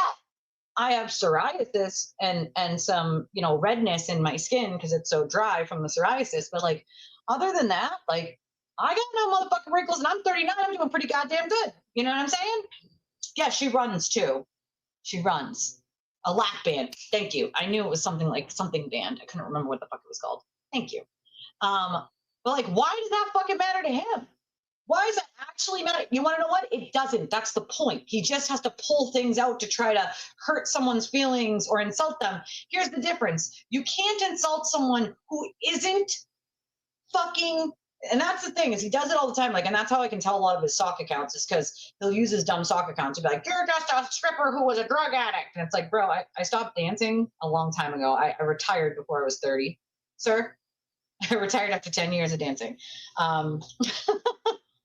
So he says shit like that, and I'm like, he's the only one obsessed with the fact that I used to be a dancer. Mike rightly pointed out, he's like, maybe he's like fucking sexually fantasizing about you because you used to be a dancer. I'm like, I wouldn't put it past him, but fucking ew. He's the only one obsessed with the fact that I used to be a dancer. Like, buddy, I don't know what you're so jealous about. You're just mad because nobody would pay you to take your clothes off. They would pay you to put them back on. All right? Just saying. Just fucking saying. Like, what in the hell? Like, what in the actual hell? See, a lot of people there are some new diabetic medications that actually do help you lose weight, which are actually good. My mom's a diabetic, and a very good friend of mine is a diabetic. And so it's amazing to me, the shit that flies out of his mouth, because he's not saying it because it's, you know, because it's like a true thing. He's saying it just to be hurtful, right? That's it. Or spiteful, or because he's jealous, right? And so it's like, bro, you can't shame people who are not shamed by it, right? Like, you're never, ever, ever gonna, quote, shame me for being a dancer. I taught pole dancing classes. I was in the best shape of my life. The acrobatics are not only fun, but amazing to learn and amazing to teach other people. I met so many different people from all walks of life. You know, I wouldn't take it back ever. Okay. Best times of my life. Met so many different people, so many different cultures, and you know, you get to talk to just so many people, and it's awesome. And so, like, you can never, ever, ever shame someone who isn't ashamed. I will never be ashamed of being a dancer. It was my chosen career for 10 years. I will never be ashamed of getting through being an addict and being alive today and having almost 20 years sober. I would never ever be ashamed of that. Listen, being a dancer wasn't even a secret to my grandparents, all right?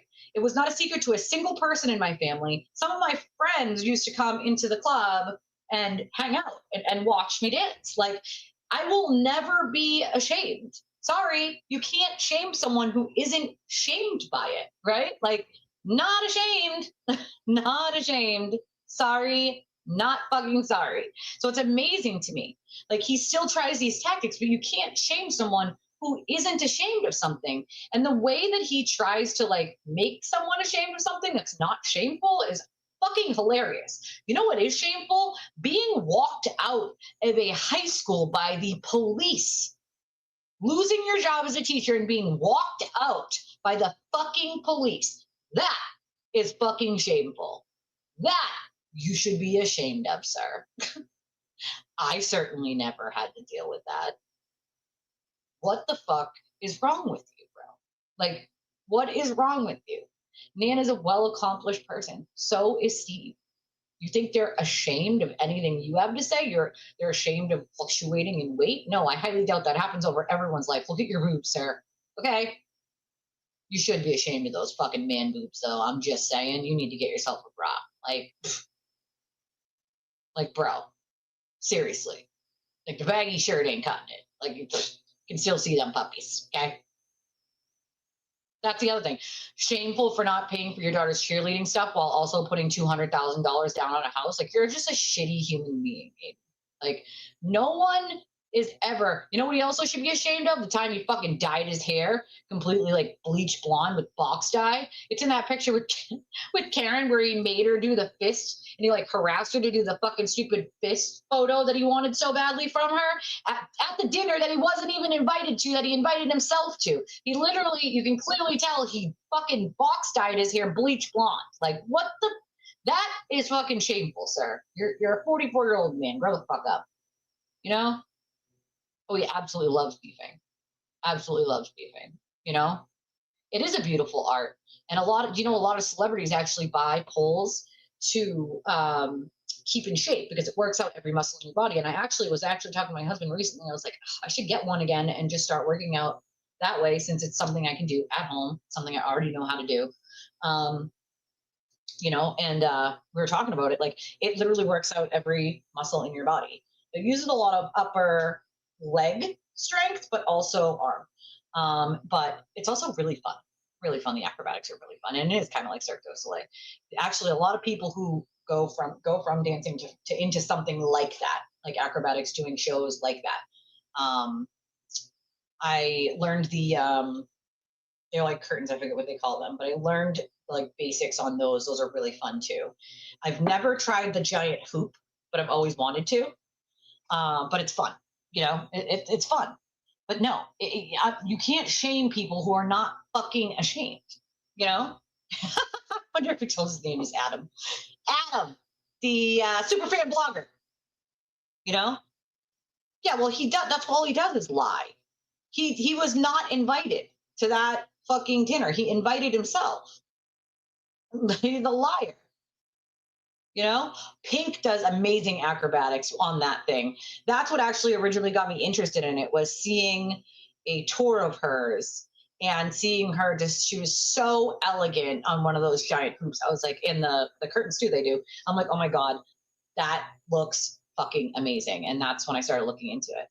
But yeah, he's a fucking liar. It's nice to see you, Rose. Right. It makes her look so old because Again, no. The only one who looks old here is she was so fat. Like she looked so much younger when she was fat.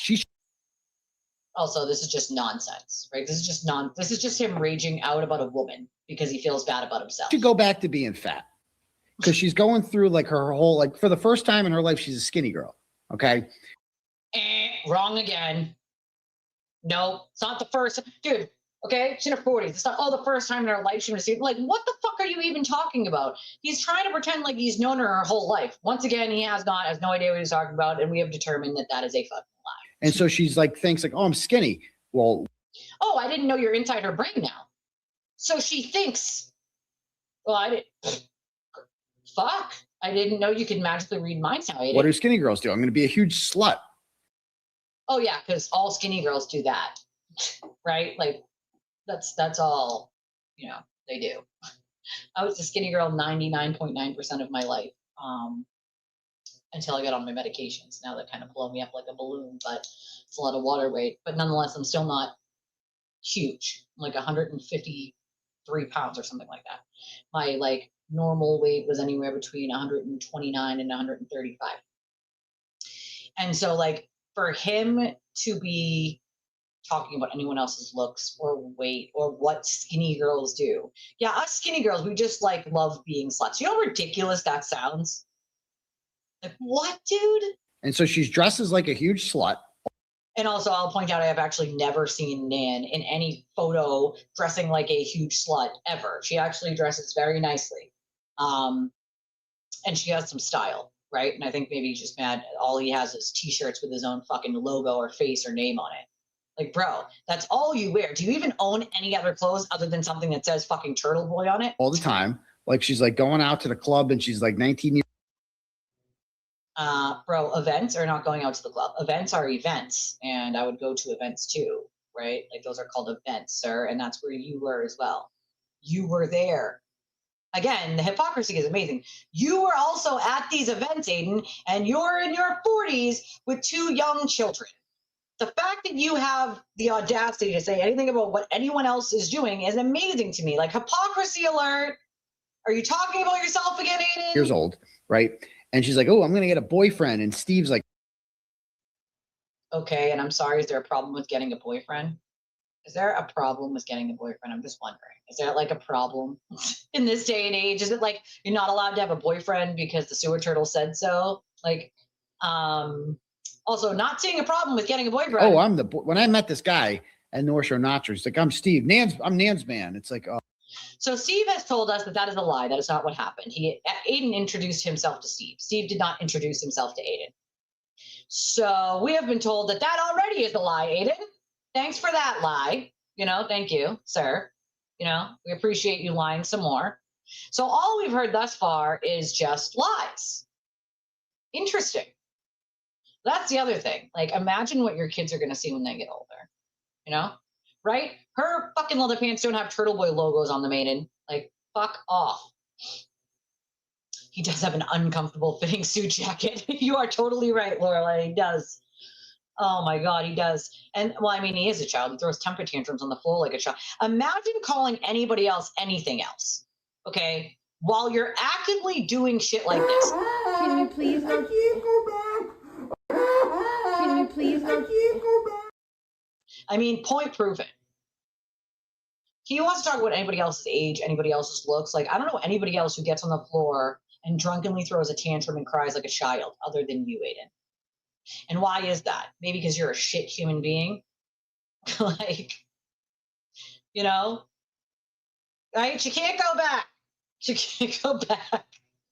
Nan's not crying. She can't go back, sir. I know, I had to. I'm sorry. I have to point out hypocrisy. Like, no one who needs to talk about anyone else. Like, he has zero fucking right to say anything about anyone else. Never mind the fact that everything he has said thus far has been a bold-faced lie.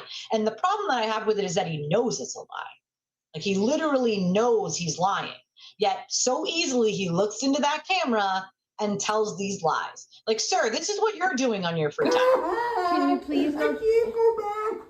Can you please go? I can't go back. And you want to talk about anyone else? The fuck? What? What fucking world do you live in besides Cholululand, sir? Oh, bro. Dude, you know how many guys in FKR have been inside that? All of them. This is another thing. He sits there and like degrades like all these people have like been with her. Like that's just simply not true. It's just simply not true. It's simply a lie once again.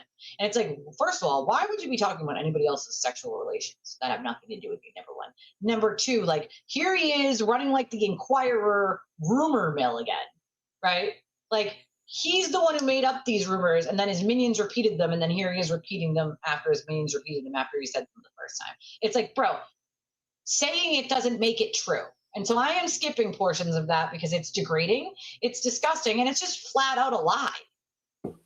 The whole crew smash.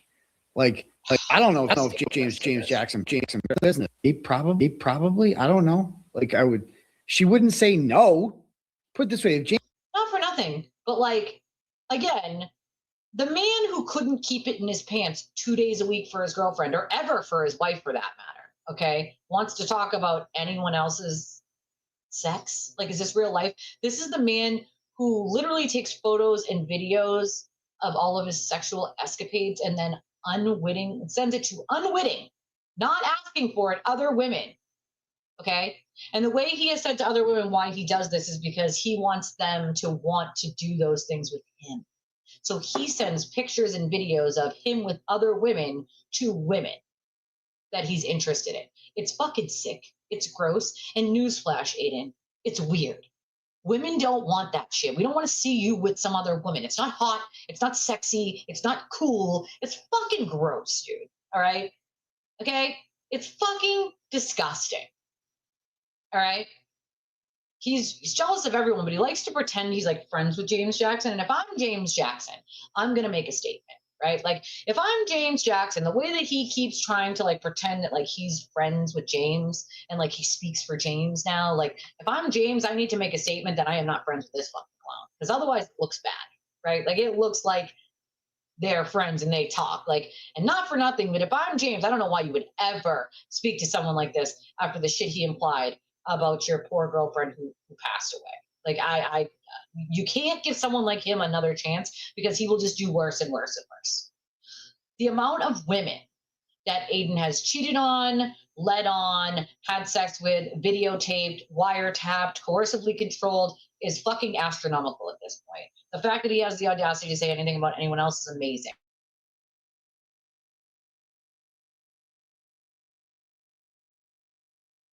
Give me 2 minutes, folks. Talk amongst yourselves. I got to go grab my child from outside. My sister's dropping her off from school right now, so give me about 3 minutes to go downstairs and grab her. If you can, please hit the like button while I'm gone real quick. If you can donate to the channel, we would really appreciate it. All the ways are here on the screen and in the description of the video. Give me about 5 minutes. Talk amongst yourselves. I will be right back.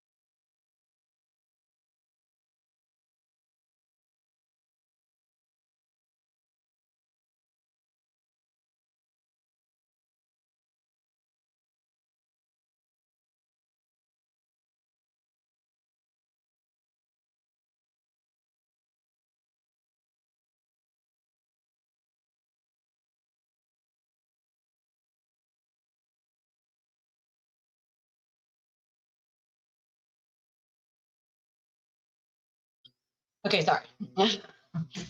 Let's see. Hi to my niece and nephew too, while I was down there. So by the way, I have also been informed, like, he wants to talk about weight. Like, no, she didn't have surgery. No, she didn't take meds. Good old-fashioned diet and exercise, my friend. Good old-fashioned diet and exercise. And you know what? I'm about to be 40 this year, and I can tell you, losing weight now is much different than I was younger. You know, I'm definitely not gonna look like a, supermodel, but I've never had a problem finding a man, unlike him, who admittedly, he said women didn't pay any mind to him or pay him any attention until he was Turtle Boy. I never had that problem. Never had that problem, as I'm sure Nan didn't either. You know, defamation though is like so much money. You know, she is a nice person. I think she looks just fine. Doesn't matter to me how much she weighs, what her height is, doesn't matter to me what she looks like. I think she's pretty, but like, to me, it doesn't matter what anyone looks like, right? I care about who they are here, right? I don't matter how much money, what you drive, what you do for a living, like what you look like. Like, to me, what matters is what someone has here, like what their heart is and the way that they treat me. That's what matters to me. I don't care about mistakes people made in their past. I'm someone who was a very broken young girl who was an addict who made it through that, right? Like, I don't judge people on their past mistakes. I don't, like, it's not a thing. You know what I mean? Like, the only reason that he has to do that is because he has nothing else to say about someone, so he's got to make it up. He's got to make it fucking up. You know? He's got to make it up. Oh God, it's like, bro, the only thing he can talk about is like sex and shit, Oh, James Jackson already said something. He won't get involved in whether it's true about Kelly Reid, but that he has nothing but love and respect for Dan. Good. It is true about Kelly Reid. I mean, he doesn't have to say it, but it is true. Did she have something to say to him via Twitter regarding yesterday's performance? I don't think so. I mean, she had said something to him the other day when he was running his fucking mouth. About Kelly Reid and then something else, which she was 100% right on. And so it's like, I'm glad she spoke up for herself too, because that's the, is he going to mention Ethel's weight? I highly doubt that, right? And those two are not even comparable. Sorry, but Nan knocks her out of the park 100 times out of 100. Like, but again, you're going to hear him talk about, Wildo and the Sasquatch from Tennessee. I don't think so. You know what I mean? It's not going to happen. Well, this is the clip. This is what happened. It's just Aiden. I saw what you look like, Steve. Okay. James Jackson's much more attractive than you. By the way, I've also seen what Steve looks like, and there's nothing wrong with what Steve looks like. And unlike you, Aiden, Steve and me have an amazing bond as friends, and he is probably one of the most stand-up people I have ever met in my entire life. He's got a heart of gold, and he's one of the most kindest human beings. Like, you, again, could only wish to be as kind and as loving and as much of a stand-up person as Steve is, right? Like, that's ultimately what this is about, is jealousy. You. All right. He's jealous. And younger.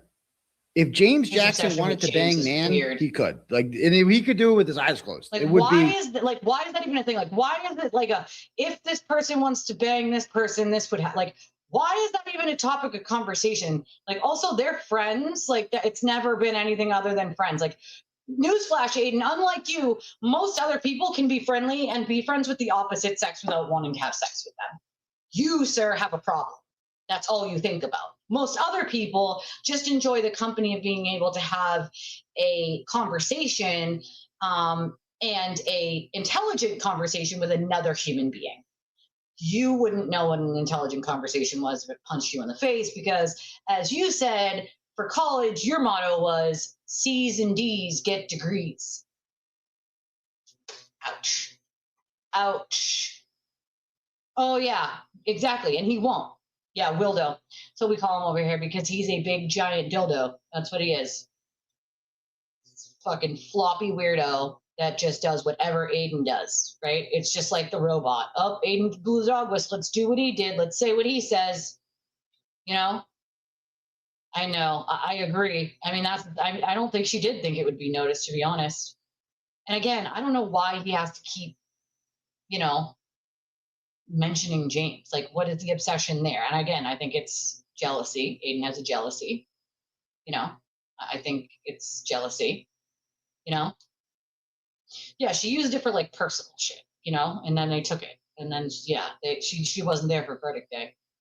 No one's denying it because it happened, of course. Oh, that was so nice of you, Isles. Thank you so much. I was just gifted a membership, which was super nice. Who got it? Let's see. Let me see on this screen. Oh, Beach got it. That's so wonderful. I love that.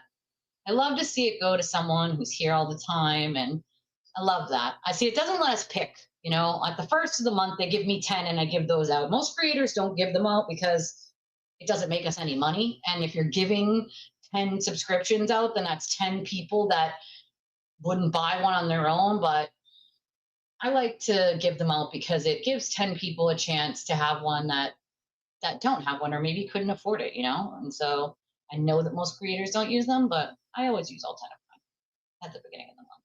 You know, it's the right thing to do. Exactly. You deserved it, my friend. You deserved it. That's called good karma. That's called good karma, Beach. When you put good karma in the world, good karma eventually comes back to you. You know, it comes back to you.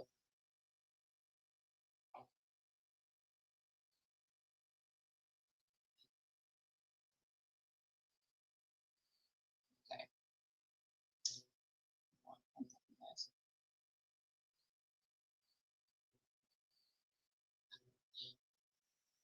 He does shake a hand like a Sally. You're 100% right about that.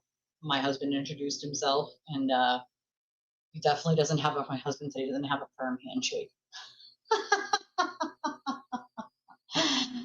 Oh, oh yeah, he's a psychic now. All of a sudden, you know, he's a psychic now. It's amazing, right? Okay, so that was that clip. Let's move on to the Jen Altman clip, and I'll point out why he lies more, right? Like, this one's a good one, but what I will say before I end sort of talking about this clip is that that was the first thing I saw when I sat down after I came home from the doctors, right? And I was fucking so mad. I'm like, everything that man just said is a fucking lie. Every word that came out of his mouth was a fucking goddamn lie. And it was. Everything he just said in that clip was a lie. Every last fucking word, okay? And he's got no problem simply looking at the camera and lying.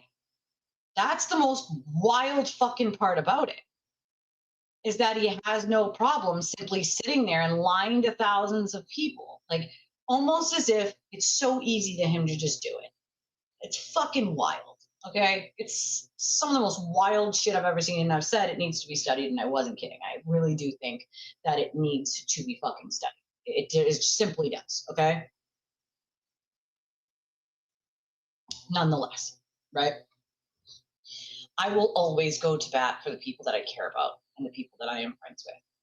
And Steve and Nan happen to be people that I'm friends with and people that I care about, in just the same way that if Aiden came after any one of you in my chat right now, I would do the same thing for you, because it's just not okay, right?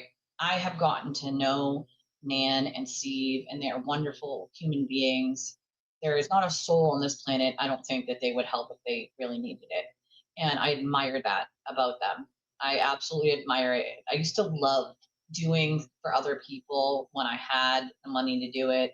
And I always say, like, if I ever won the lottery, I'd probably be in the Guinness Book of World Records for going broke the fastest for helping people. Like, you get a car and you get $10,000. Like, I know how important a car is by not having one. You know what I mean? Like, ours died 2 years ago, and unless you have about $5,000 or at least something, like, you're not getting something.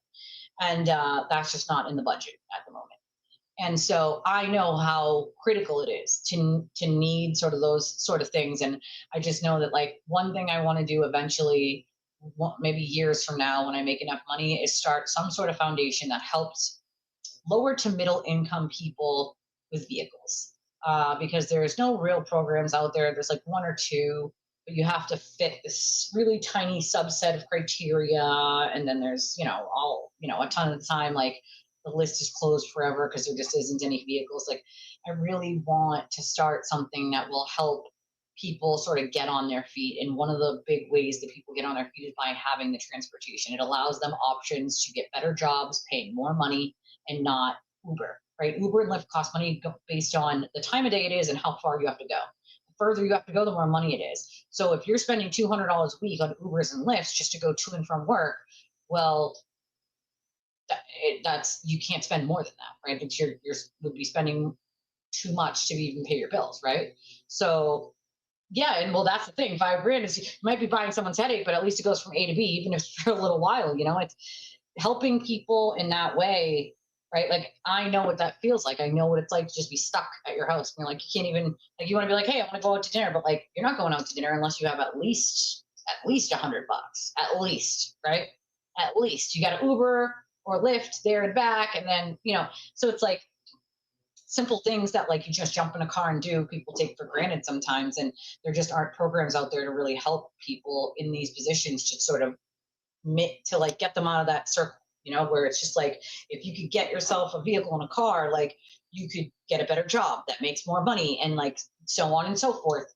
And so eventually, hopefully it won't be years from now. Maybe, hopefully the goal will be a year or 2 years, but hopefully eventually I make enough to try to start something like that to help other people do that, because having to go through it myself, it definitely feels like it's a need here in Massachusetts. There's a lack of those kind of things here. And also, a lot of the times the cutoff for what you're allowed to make money wise, like for instance, if you make $23 an hour, or I think it's 22, if you make at the minimum $22 an hour and you work 40 hours a week, you make too much money to get any help from the government. So you're not getting food stamps, you're not getting, housing. I don't get free housing. I don't get food stamps. I got them at one point for a little while, but my husband, quote, makes too much money for that, even though his too much is not even enough to cover all the bills. So they go by the federal poverty guidelines, which haven't been increased since the 80s. You can make $80,000 a year in Massachusetts and not put food on your table, never mind making 40 or 50. Like, that's just, but the federal poverty guidelines and the guidelines haven't really increased much since way back in the 80s. So, what they're basing it on is old ass numbers, right? Old ass fucking numbers. And so, a lot of people who really could use the help can't get it because the amount of money you make is, quote, too much, right? So I don't get any help, right? Everything comes out of pocket. Rent comes out of pocket, my utilities come out of pocket, the groceries come out of pocket, like, and then, they basically want you to be like jobless and have absolutely nothing to get any help, and then it just keeps you in that cycle of poverty. So it's like, it's not conducive to helping people, it's conducive to keeping them in poverty, unfortunately.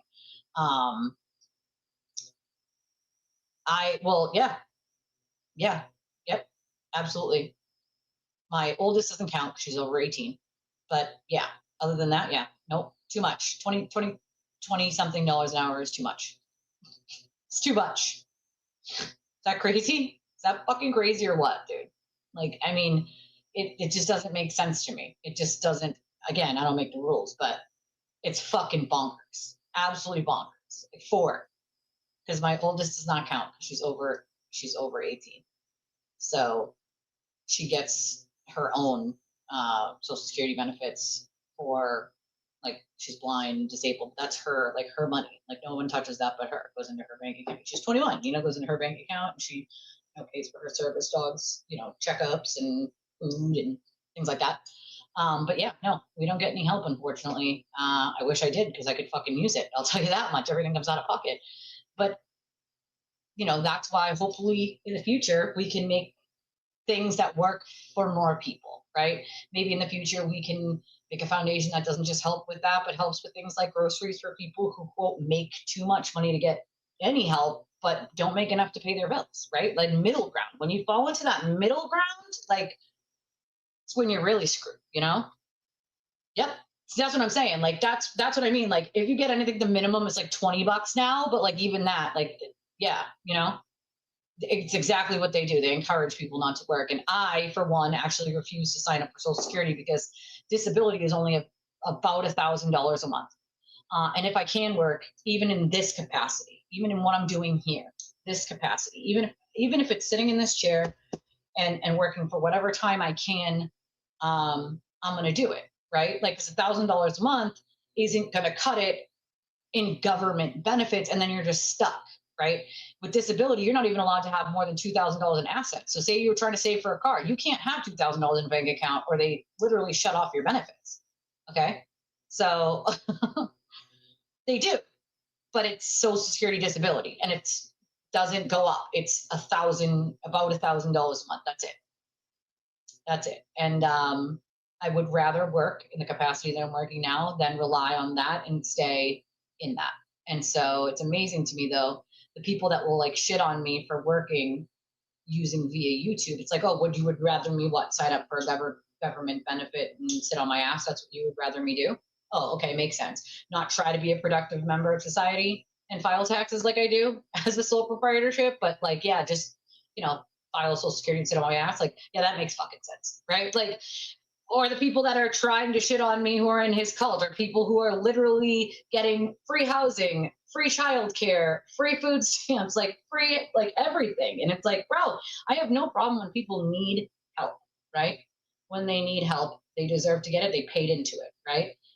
But to shit on someone else, like that just shit don't make sense, especially when someone's trying to work, right? Like, no matter what capacity that looks like, you don't have to have a 9 to 5 for it to be a job.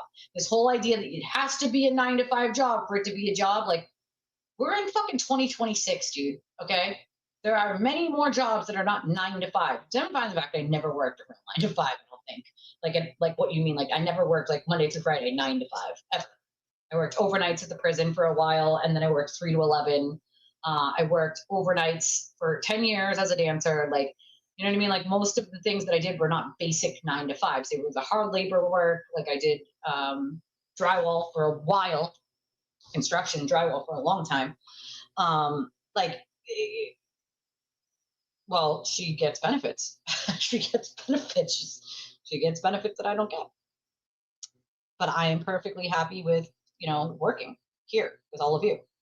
You know, I would rather keep my brain moving and work in the best way that I can for what works for my family.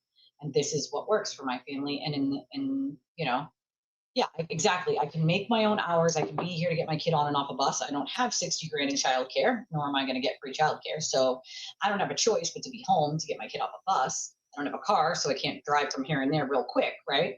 And so I got to be home when my sister drops her off. She doesn't have a bus right now, but my sister brings her with my nephew. They go to the same school, and drops her off in the morning and then drops her off after school. So my sister's got to go back to work. She works from home, so she goes back to work after she drops mine off here, my daughter off here.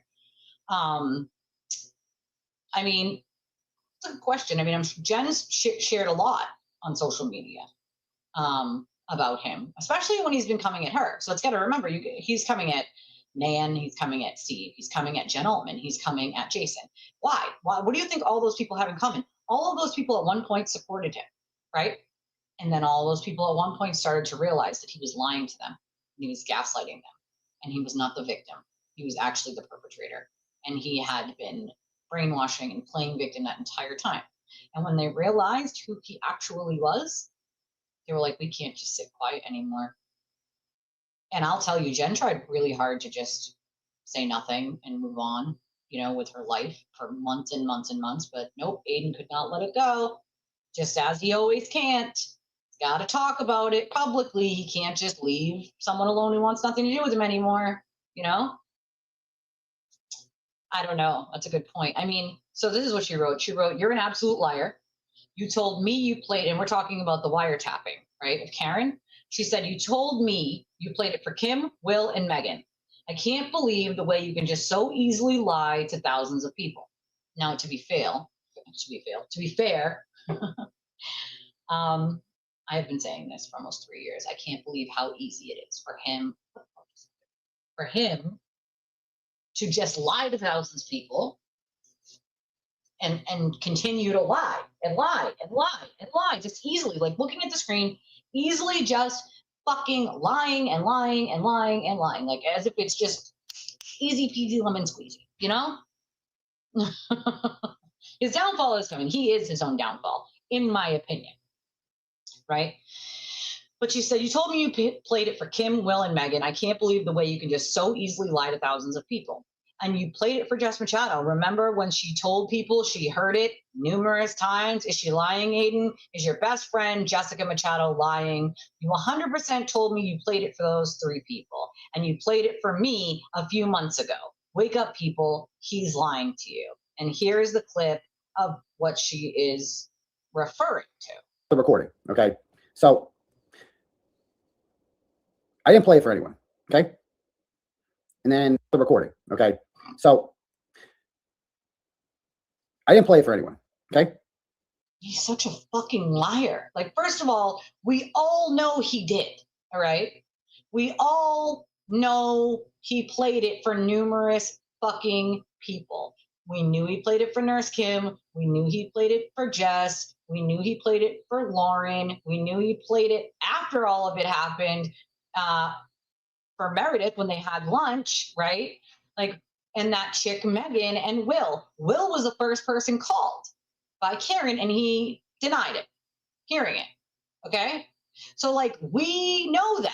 All of those things are facts that have been proven. So for him to actually get on here and lie and say that, knowing he's lying, is actually fucking wild. It's what? Wait, he what? He left his cabinets open to piss people off this morning? What a fucking child. My husband does that shit, and I'm like, do we live in a barn? Shut the fucking cabinets, goddammit. Why? Because other people would be like, why are your cabinets open? Like, I mean, who does that shit? That's weird. That's weird as hell. I mean, it might aggravate me at my house, but I don't give a fuck if you do it at your house. Like, what, does he actually think it's going to aggravate someone like me to be like, oh, well, your cabinets are open? Like, it'll aggravate me in my own house. I don't give a fuck what you do in your house. Like, what the hell? You literally said that her boyfriend would be the kind of guy to watch her. So that's, yeah, that's gross, and it's just simply not true. It's just fucking gross, you know? But how could he be lying? It's all look on. Good point, quit. I mean, but that's the arguments you're going to get from the cult, right? No one's that stupid to lie. No one's going to do that. I don't know. Apparently he did it to piss people off. I don't know. It's weird. I didn't notice it because I wasn't paying attention to that, but uh-oh. Oh, God, she didn't actually say that. Hold on.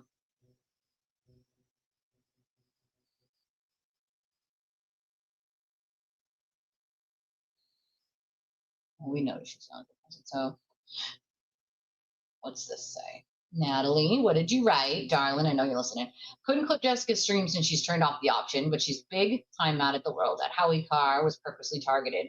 She even said Aiden's bigger than Howie Carr, which is so fucking funny because it's so ridiculous. She's lost her goddamn mind. Here's a brief synopsis of what she said about Howie and timestamps. Of course, it's cleaned up. No cussing on the old chat GPT AI concise version. It was nastier than this write-up. Oh, boy. I'm sure she rages out on Howie Carr, you know. Sanchez, gotta love Sanchez. Viva la Sanchez! Breaking. After negotiations with Wayne Dennison reportedly collapsed, new speculation suggests the Turtle Boy camp has pivoted, allegedly reaching out to prominent ex-attorney Mo Esquire, also known as #Amy, that lunatic lady from fucking Florida that's trying to practice in numerous states like a weirdo without a license. Yeah, that fucking idiot. I'm surprised she hasn't been disbarred yet. If true, it signals a far more serious and strategic legal posture moving forward. $3 million retainer for Wayne Dennison. Crazy that Aiden actually thought he would be in Mr. Dennison's league. Stick to your team lawyers, Abbott and Costello. Moni, she's amazing. Abbott and Costello. About who that person is. I've signed the agreement, but it's expensive. Okay. So I'll just be honest with you. Also, like a lot of people were like Wayne Dennison. You guys were like, you guys should hire like people like the name went. We spoke with Wayne Dennison. Scarpiccio also wanted nothing you guys to do heard with of him before? He was Johnny Depp's lawyer. Way back in the day, I was like, Rosemary Scarpiccio. He went to Rosemary Scarpiccio, and she wanted nothing to do with his cases.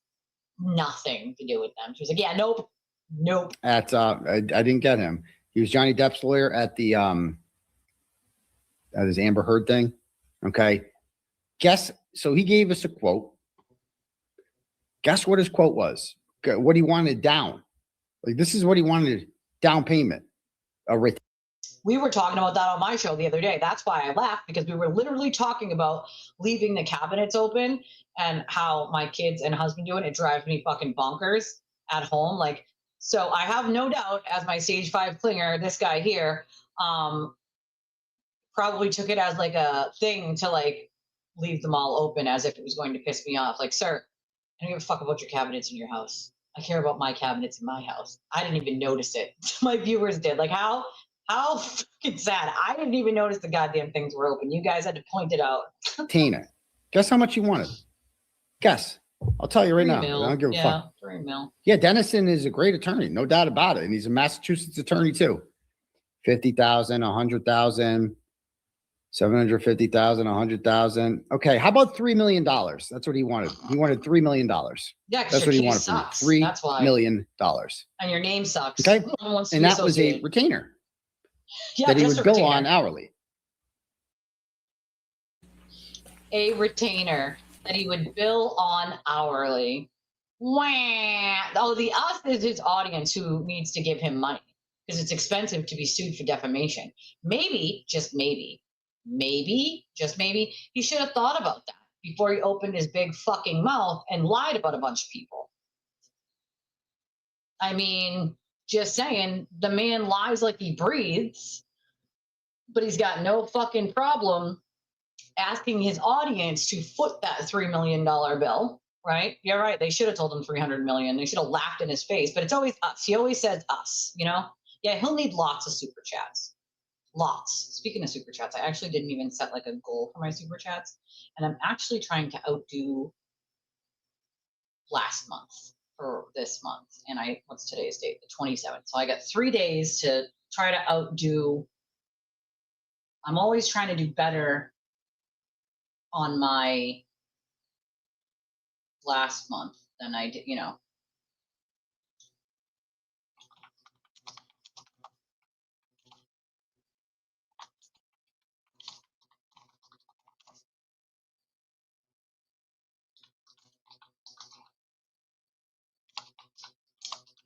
Yeah, I'm always trying to outdo like what I did last month, because I only make like a few $100 on that stuff, like a month on that.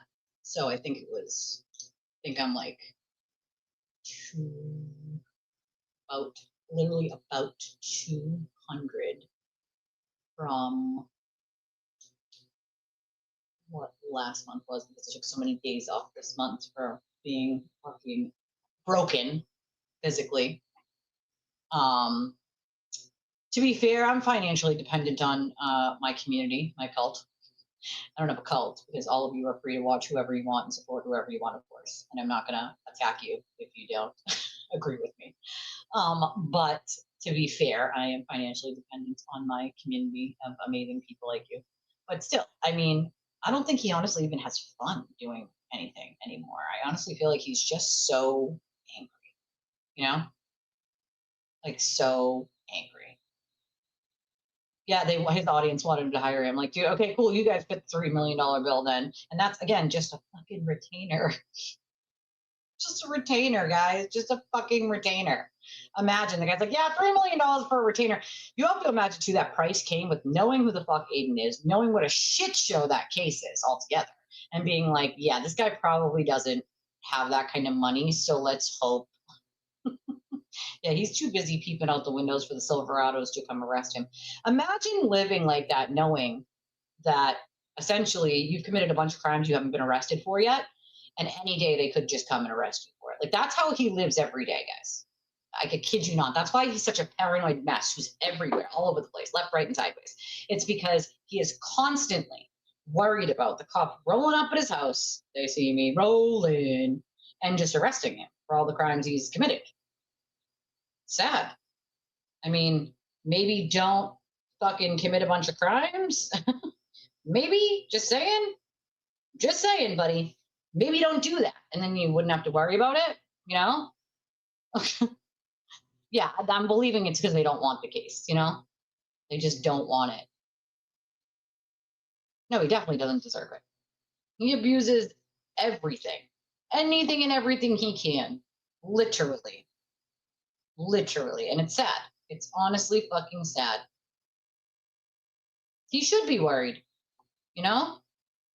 Well, that's the thing. I think they're, of course, setting the prices like that on purpose. Like, to be like, hey, we don't want your fucking shit, guy. We don't want it. Like, go away. We don't want your case. It's a fucking shit show, and it comes with a lot of bad press, not good press, bad press. No one wants that shit show. And to lose miserably. Like, hello? He wants you have to remember, he has literally boxed a lawyer into arguing First Amendment. There's no other argument for it because he's already admitted to it in his criminal cases. He's not saying he didn't say any of it, he didn't do any of it. He's saying it's First Amendment protected. So he has now boxed an attorney into having to argue First Amendment on something that very clearly is not First Amendment. Like, what fucking attorney is going to want to take that, dude? Unless you're paying them a pretty penny to not give a fuck if they lose, like a real pretty penny, that's the only attorney you're going to find, you know? A lot of attorneys don't want anything to do with him, period, because of his name and the way he acts, you know? So I fully believe it's because they don't want his case, you know? And he absolutely should be fucking worried, you know? I believe in karma. I do. I fully believe in karma, and I do believe that karma comes back around to people who put bad karma out there. He puts bad karma out there. I fully believe that will come back to him, you know? If you put good karma, my door would say no turtles allowed. I love that. I love that making. I love that. I can't. I wouldn't ask JD, other attorney, because I'm pretty sure he wasn't impressed with him. He was on Court TV providing commentary on Kearney's case and AK's part during the trial. Interesting. I'm just saying, oh, he absolutely was. He thought that he was going to be able to do this dual like defense and that Karen would have to foot the bill essentially. That's not the way it's going to work. It's not the way it's going to work. So here's Nick Rocco, because now he'll find a shystle. It's exactly what he'll find, just like Bradel and Betterow. Yeah, but they won't do this case. They won't do the civil case because they know they're going to get spanked into oblivion. And this attorney they have to go up against they are way out of their depth there. And I mean way out of their depth there. And that's partly why they don't want to take it, guaranteed. So as we know, Aiden has Nick Rocco syndrome, or the Rocco syndrome. And so, of course, Aiden talks about Nick winning the lottery and buying a house. Nick already owned a house, I guess, before he won the lottery, and used part of his lottery money to buy another house. But I'm not sure what that has to do with anything. But of course, Aiden brings that up as if it's some sort of like gotcha, you won $1 million in the lottery. By the way, when you win $1 million, you don't get $1 million. You get less than half of that in the state of Massachusetts because of the amount of taxes that come out of it. You literally get less than half. So you're not even getting 500,000. So let's just throw that out there. Okay. He probably has enough to give them 50K to drop the case. Well, that's, he's in for a fucking wild ride. He got himself into this. He's going to have to get himself out himself, by his lonesome. But so Aiden, here he is. He goes, "You don't get the point of this post? Allow me to spell it out for you then. I'm responding to his ridiculous post accusing me of buying a house and suggesting that having a roof over my head means I don't need donations." I love this for him. Sir, you just spent $200,000 cash down on a fucking house. So yes, that means you don't need donations. That's exactly what it means. Or you can sell your fucking house that you just bought and pay for it yourself. Because it is not everyone else's responsibility to pay $200,000 for your legal fees that you got yourself into. And this is like going way over his head. What does Aiden argue? He argues everyone should have a roof over their head and shelter and food to live. So I don't know what the problem is that I bought a house. It's not that you bought a house. It's that you used $200,000 cash down on that house in donations and then asked other people for over $400,000 of their money to pay for your other legal fees. So while you could have put that $200,000 into your own legal defense fund, you decided that you're going to keep your own money and just let everyone else pay for your legal fees. That is literally the definition of a scam artist. You are scamming people. You're asking them to pay for something that you can pay for yourself and pretending that you can't. If he was anyone else but himself, he'd be writing a blog on himself, saying how he scammed people out of money. Sell your house, Aiden, and use your $200,000 to defend yourself in your civil cases. That's your fucking problem. So Nick is essentially right. You don't need donations. You need to sell your fucking house that you spent $200,000 cash down on, sir. You know? So he says, suggesting having a roof over my head means I don't need donations. Unlike Nick, my success in exposing the injustice that has happened to Karen has come with a cost, including my freedom and hundreds of thousands of dollars in legal expenses. First of all, he's already said it was over $1 million, so now he's caught again lying and gaslighting. Hundreds of thousands of dollars. Sir, you didn't spend a single penny of that. You've already made hundreds of thousands of dollars in that legal defense fee is paid for it all. You didn't pay a single fucking penny of that money, sir. Not a single penny.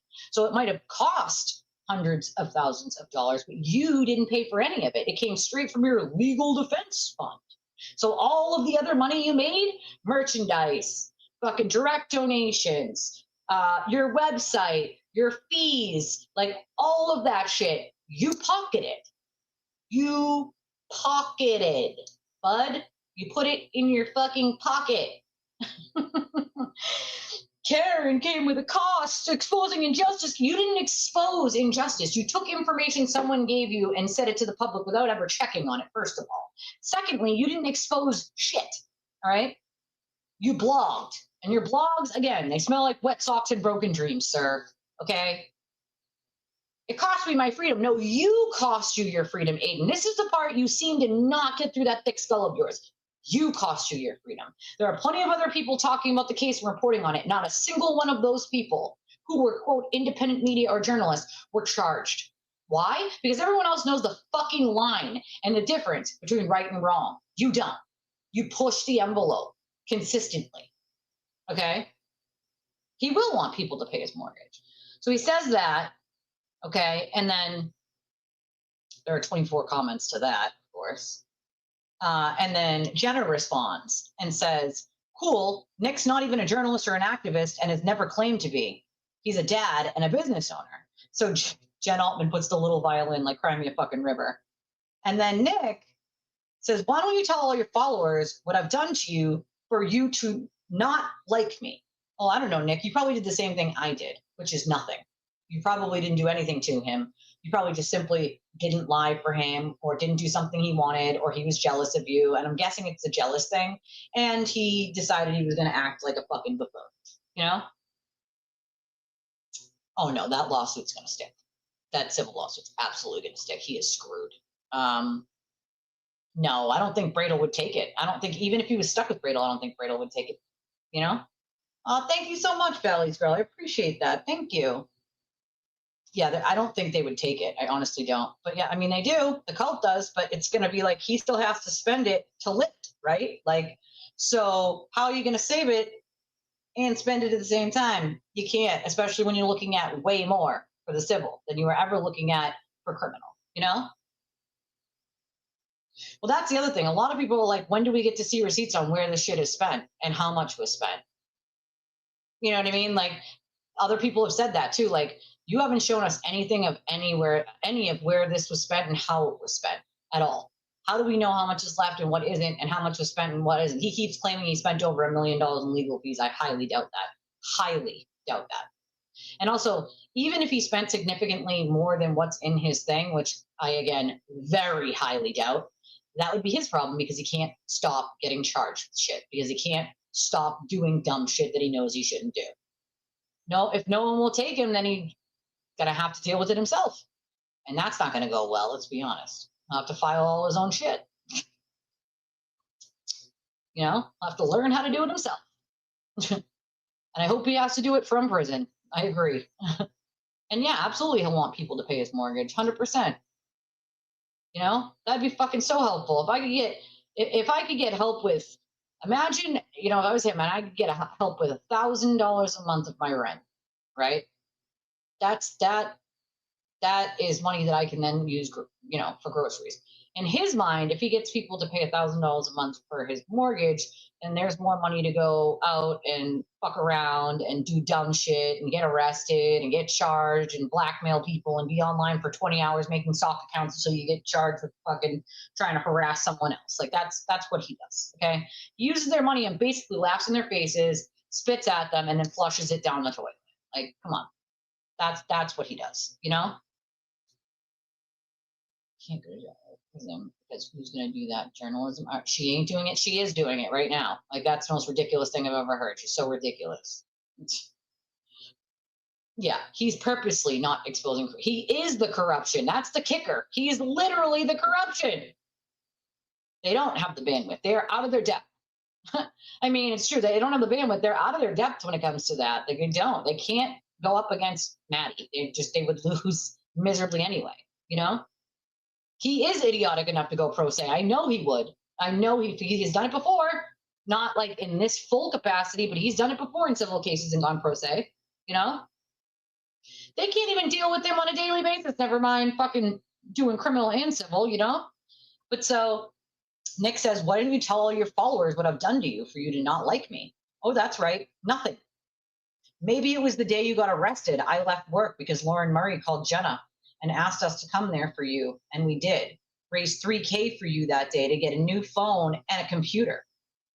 I remember that. He got more than one phone, by the way. He got new phones and new computer so he could stream and work immediately.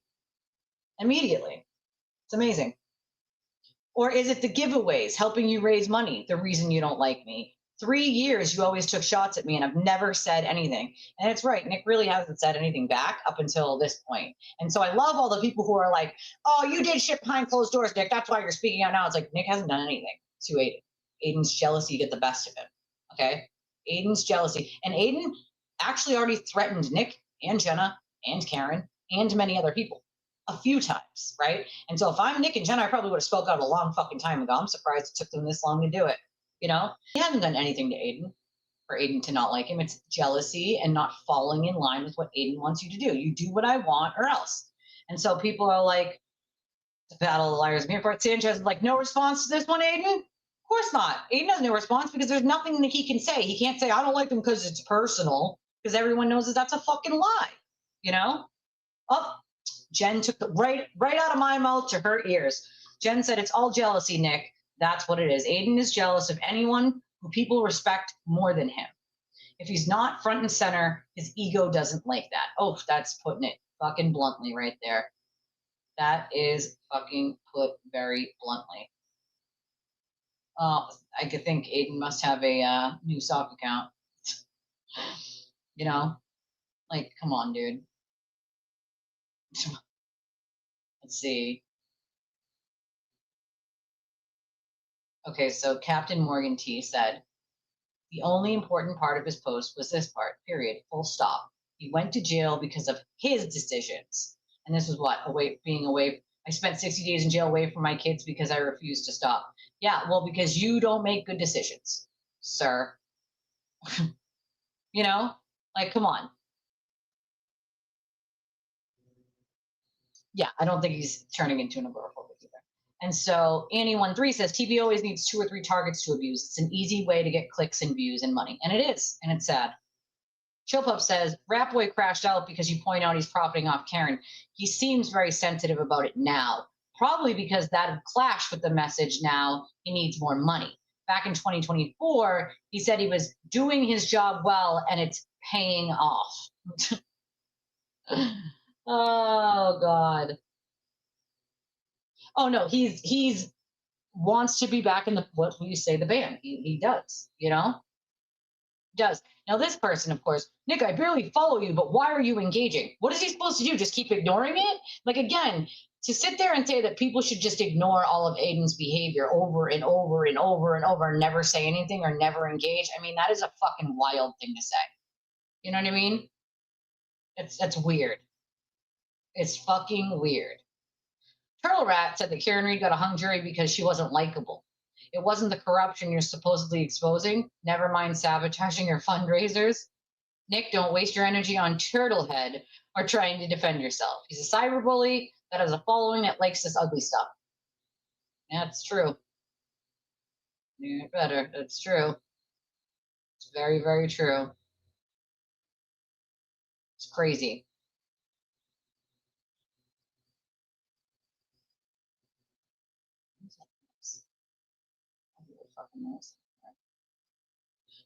I mean, these people. Some of these people are right on the. Can you expand your wish list, please, Turtle? I mean, that's so fucking weird.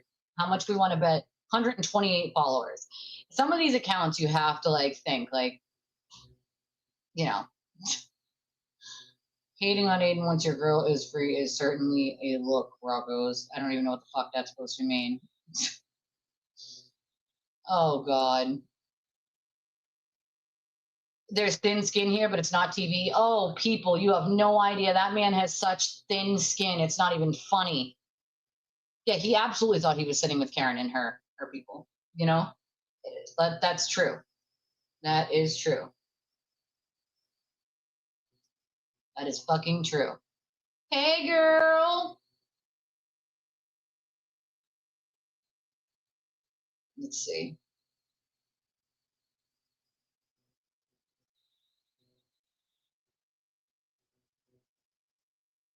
TV, you can take all the time you need, but people are not as stupid as you treat them to be. But you go on with your bad self, asshole. I mean, it's just, it's funny to me. The shit that he's willing to fucking say, right? Like the shit that he is willing to do for the attention. It's fucking wild. Oh, somebody else said something about the good. Kylie said something about the cabinets. Talk about desperate for content. Like, this is my point. They're like, you didn't believe any of this shit. You're just lying for money. No, actually, I would bet anything on it. Like, I would bet anything on it. Any amount of money that these people want. That's what we should say.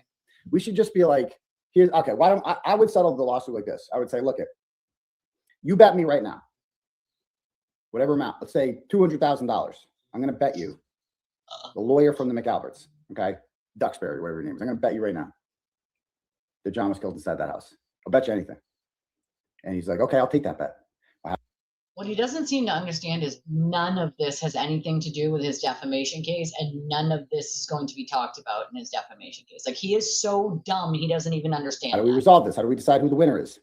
We give them truth serum, if such a thing exists. And we just give. Wow, he is fucking out of it. Give them truth serum. And we're like, no, if she confesses to a murder here, we'll sign something and be like, we can't use it against you. We're just doing this for the purposes of winning a bet. Okay. Wow, he's desperate. If you're convinced that they didn't do it, put your money where your mouth is. I'll bet you anything right now that they did it. Bet you anything. Any amount of money you want. Bet you right now. Do it. None of them would do that. None of them would bet. Like if truth serum was a thing existed, we could just put it inside Jennifer McCabe and Brian Albert and be like, go, tell the truth. Right. And then they tell that, and then they tell what actually happened. Right. Would you bet that they would say they didn't do it if they had truth serum in them? I wouldn't. I would bet anything on the opposite. Anything. And so would they. They would never take that bet. They would never take that bet. I believe what I believe 1,000,000 times more than they believe what they believe. And it's not even close.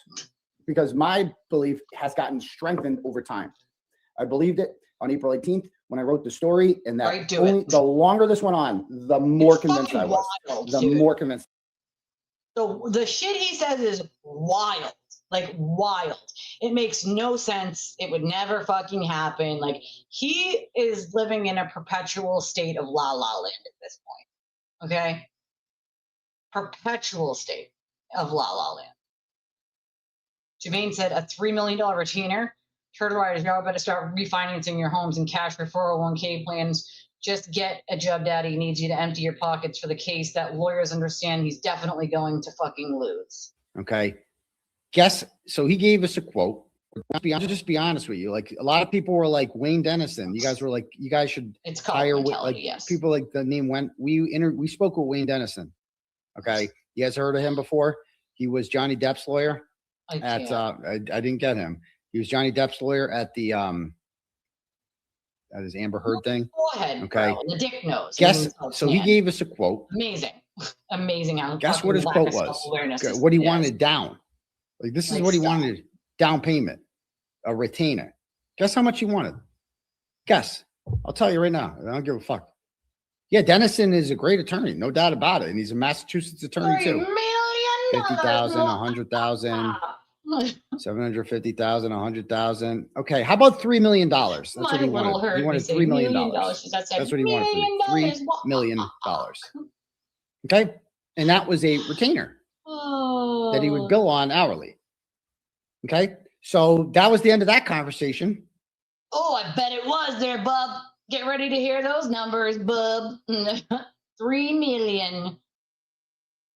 He did threaten Lucky. He sure did. And then Lucky changed his tune and people raised money and a GoFundMe for him, even though he claimed on the stand in the second trial that he never got any of that money.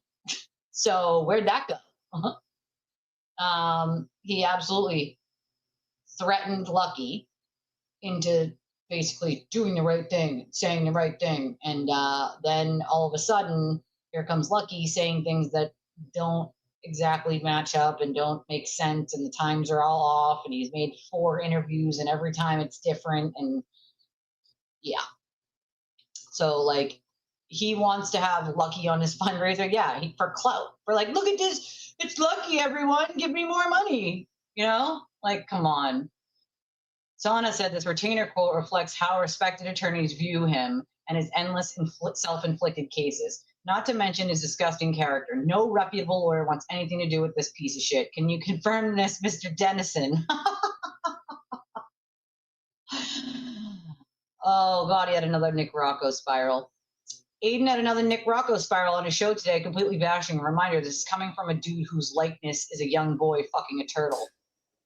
And then this is what he says on November 9th too. Riding coattails, question mark. Show me another lawyer on YouTube that has full access to Karen and her team to come on their show to talk about the case they are actively working on. Look at me. I have full access. Now, let's all remember when Aiden was bragging about his full access to Karen. Privately, he was sending the screenshots that he took of the signal messages between him and Karen to brag to people. I have full access to Karen. I can call her anytime I want. She can give me any information I want. Like, he literally is just, this is jealousy and it's seething through the TV. Like, it's seething through it. He talked about the other day, like, oh, well, Nick just posts whatever Karen tells him and he's just her bitch. And it's like, Aiden, you literally admitted to being exactly that. Do you forget that, sir? Do you forget admitting on an entire stream about how you essentially were just Karen's bitch? She just posted whatever she wanted you to post and wrote whatever she really wanted you to talk about. And like, you admitted to all of that, dude. And then here you are trying to shit on Nick for doing the exact same thing you admitted to fucking doing. It's wild that he seems to forget the things he has already fucking divulged. I'm cool. I have what everyone else doesn't have. I'm so cool. I mean, again, Aiden being like this, I'm so cool. Like, that's literally, he's like a literal middle school where he's like, I need to be cooler than that guy. Like, that's actually how Aiden thinks. And it's like so childlike. It's gross. I'm Nick Rocco. Look at me in my flat brimmed hat, right? I dress like a. Look at me in my fucking weirdo turtle boy shirt. I can't wear a shirt that doesn't have my name or phrase or, any sort of merch on it. I can't be a normal human being and not harass innocent people. I can't not lie. My name's Aiden. I have the diary of an wimpy sewer turtle. Me. I'm afraid. Me. I'm afraid about women. I run to the police station and try to file false reports. Me. Like, please. Again, sir, you have toddler tantrums on the floor. You're not tough, guy. All right?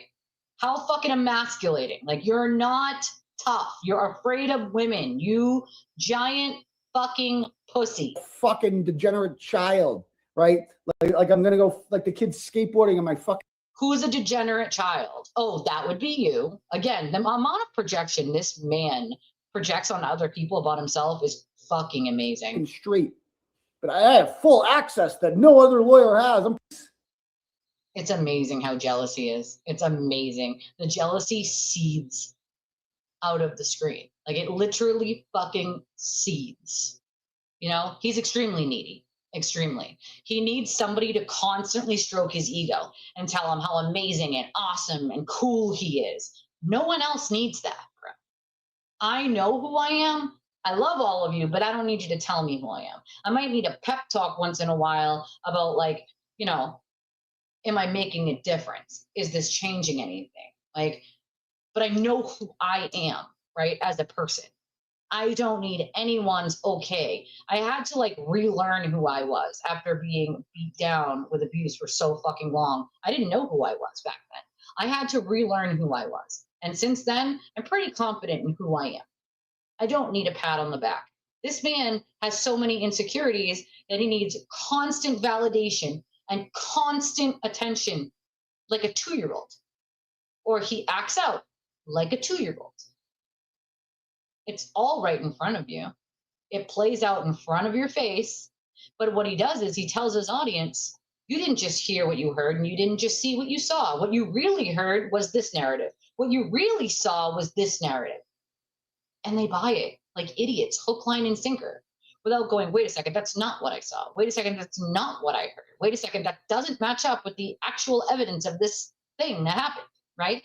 They just buy whatever he says and then make excuse after excuse after excuse after excuse about why it's okay. The amount of people who have given me the excuse of, he only put a wish list up because his audience asked for it. I am amazed that he used that excuse, knowing damn well that my audience is the one who asked for my wish list. He knows that because he stalks my life. He made fun of that, right? He tried to make fun of me making one because my audience asked for it. Then he has the actual audacity to say, well, I only made one because my audience wanted it and they asked me to. Like, bro, do all of you have amnesia where you forgot that it was okay for him to shit on anybody else who made one because their audience asked for it? But when he does it, it's totally acceptable and fine. It's a digital housewarming party. Are you even aware he stole digital housewarming party from this fucking show, from my viewers who are kind enough to help me when I just moved? No. Want to know why? Because y'all are too busy screaming into an echo chamber and just repeating his talking points that y'all aren't paying the fuck attention. Wake up. Because what's going to happen is eventually he's going to come after you or somebody you care about, and then you're going to be in my inbox asking for my fucking help and that you should have listened sooner. That's how it always plays out, over and over and over again. Over and over on repeat. I don't either. My husband says he does not have a firm handshake. He talks like a child, like a petty little child. No, she can't stand him. And I love that he tries to like hint that he's talked to her or anything's cool or anything like that, because he knows damn well that's a full-fledged lie. Yet he still has to push that false narrative. You know? He's absolutely seething that she won't speak to him. Again, because he's losing money because she won't, because he can't do this documentary or this thing unless he can produce Karen with him. You know? It is. It's through a fucking, you can literally watch it and feel it through a screen. You know? Yes. New Hampshire dude is my friend Steve. I love my friend Steve, and you guys should love my friend Steve too. Steve's a good guy. What does it mean when someone says the police are corrupt but constantly contacts and utilizes the police? That's the other thing. Like, when you point that out to his cultists, you know what they say? He had to call the police because his ex-girlfriend's crazy. Okay, so every ex-girlfriend he's ever had is crazy, and all of them commit crimes, and he's an angel. Right, got it, okay. The fact that anybody could say that with a straight face and not correlate the fact that every ex-girlfriend he's attacked, every ex-girlfriend he's tried to get false charges on, every ex-girlfriend he's talked about publicly to get his attack dogs to attack them. Like, what part of a pattern aren't you guys understanding? Like, because I'm going to bet your ass if it was any woman watching him that had it happen to them, they wouldn't be making that excuse for him. Let's be honest. If it happened to them from someone else, they would be telling everyone how horrible it was. But nope, it's Aiden, so like, we'll just make excuses for him and say like he had to. It's just a lie. He didn't have to do shit. He had to make up evidence and try to get someone charged with a crime they didn't commit because he's mad, because he got fucking, he lied and someone called him out on lying? Come on, dude.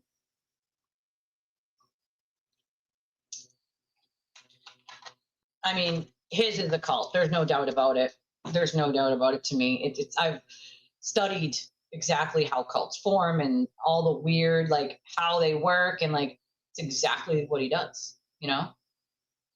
Yeah, no, literally no one. No one's like, oh yeah, Nick Rocco has total access to care. Like, no one talks about that, nor does anyone care. Again, Aiden's the only one who cares. In the same way that he's the only one that cares, I was a dancer. He's the only one who cares, and he's the only one who thinks that it's going to shame me. Like, sir, the only reason you even know I was a dancer is because I shared that with my audience. Otherwise, you would have never known. I shared it publicly on purpose.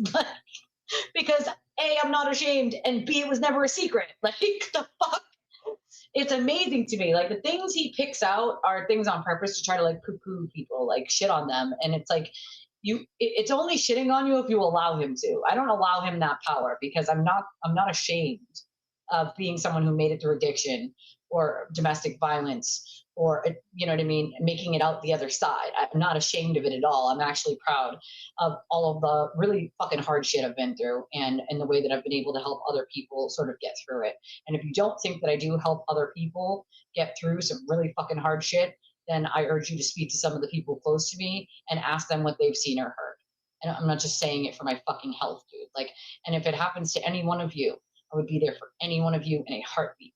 Phone call, text, or email away. Like, no matter who it is, I would never let someone walk alone. And if there's a trauma that you dealt with 30 years ago and you never talked about it with anyone, and you just thought that maybe I was the person who would understand, I'd sit on the phone with you for the next 8 hours if that's what it took. You know? I just simply would. Because unlike Aiden, I don't need to get anything out of it other than making sure that another human being is okay and that they at least have the tools to start healing, right? At least point them in a general direction of healing and help them. Because it's the right, humane fucking thing to do. It's the decent thing to do, you know? Yeah, it's exhausting. I can imagine she's fucking exhausted from dealing with people like fucking Barry and Aiden. And all Aiden does is rile people like Barry up because Barry's like a super fan of Aiden. So again, it's cult behavior, you know? I think there's a big difference though between like a clique and a fucking cult. You know? Like, it's crazy. Agreed, Jake. Agreed. Yeah, he's definitely mad, but oh well, it's his actions. It's his fucking actions. No, I don't think she ever will again, JoJo. I highly doubt she ever will again, you know? I mean, imagine spending all fucking month in and out of court and in and out of police stations. Who wants to live like that, you know? That's all that man does is go into a court or a police station and harass people to try to get some false charge on someone he doesn't like. It's fucking wild, you know? I think everyone at this point should know not to engage with this crazy. Like, unless you're part of his cult at the moment, everyone else on planet Earth has figured out he's just a bad person who does bad shit to hide his own bad shit, you know? You know, what I always say is the reason some people, and again, I don't bother getting on X and then like fighting every person that says something about me that isn't true. Why? Because it's not worth my fucking time. Right? The people who know me know it's not true. You know what I mean? And I know it's not true. So really, it's just a waste of my fucking time. Eventually, more than half of these people will figure out it's bullshit. More than half of them will feel like pieces of shit for perpetuating something that simply wasn't true because Aiden said so. And at least, less than a quarter of them will reach out eventually to apologize because, well, at least some of them, I mean, a small bit of them, when they realize it's a cult and they're supporting a shitty human being and they get out of it, realize that they may have done some damage to real life people who didn't do anything wrong, who didn't deserve it, and they apologize for it. I respect that. I respect that at least some of them apologize for it. Others will just go disappear and you'll never hear from them again because they're so ashamed, you know? But I think it's definitely time consuming to even drop receipts. You know, it's not worth it in some cases. It's more worth it to just let someone else handle it if they want to, or like ignore it, you know, because it's fucking a lot to deal with every day. You know, believe me, I deal with these people on a daily basis, whether it's a text message or an email or a DM or some other wild shit. Like, they are unhinged and unwell, and they do life shit, you know? Absolutely. 3 a.m., 4 a.m., I don't give a shit what time it is, you know? Doesn't matter what fucking time it is. Absolutely. Yep. And not just you, anyone, as you said, anyone. And any of you who have called me or needed me know that. I don't care who you are, stranger, not stranger, I don't give a fuck. You know, you're all humans, we all bleed red. I am the same as you, you are the same as me. I'm not better than you. Like, I am the same. I am a human with feelings, not a robot. Like, apparently some people think I am. Not a robot. I'm a human with real feelings and real emotions. And so are all of you. And you all deserve the kindness and respect that you give to others, you know? And so if there is something that I can do to help someone, I'm absolutely gonna fucking do it. It's the right fucking thing, you know? Yeah, you have to. It's interesting. Once you start getting into that rabbit hole of like how they manifest online, how they operate, how the cult leader keeps control, what they do to keep control, it's usually fear, and mantras, a lot of mantras and fear, repetitiveness. It's really interesting, but also really sad, you know? Really fucking sad at the end, you know? Really sad.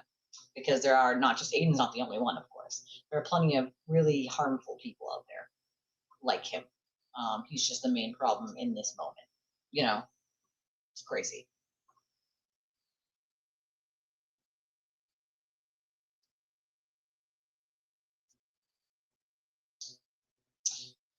Well, Brittany, because many of the victims come to me for help. And if they came to you for help, many of which aren't even publicly known, they don't have a voice. They've been threatened or blackmailed or both into silence. And if his lies keep going unchecked, he's going to keep doing what he's done for the last 10 years.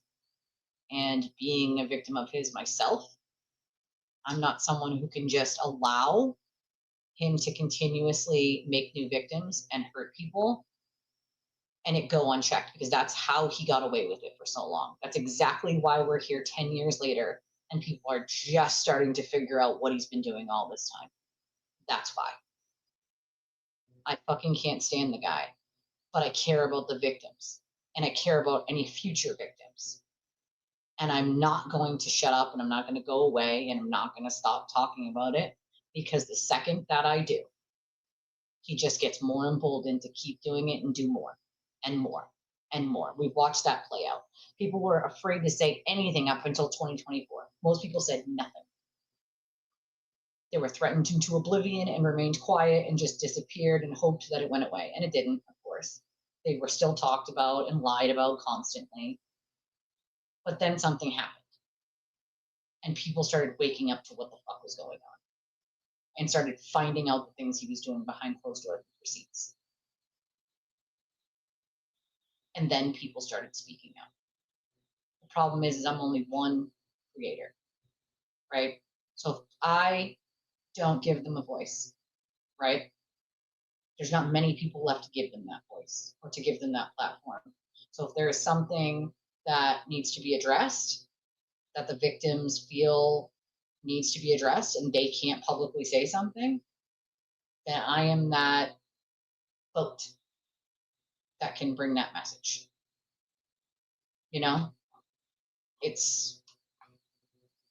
I understand what you mean, but at the same time, when you're listening to dozens of people and each one of them in their own story in the middle of dealing with this are sharing feelings of wanting to unalive themselves to get the lies and the harassment of their real families and their jobs and their kids to stop, that's not something that I can just step away from in good conscience.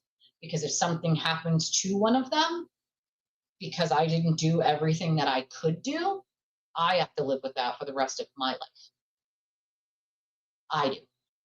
And I lost my dad to suicide. So yeah, no, I'm not willing to allow that to happen to someone because they get so fed up with not having a voice and not being able to battle back against the lies and the constant harassment that they deal with, that they think that the result of ending it all is just easier. And I'm not willing to allow a tragedy like that to happen because of him. That's why. You know, I feel a responsibility to the people that I made a promise to. And that includes future victims who have yet to be victimized, who I called it out a long time ago would be. And it's unfortunate. It is unfortunate.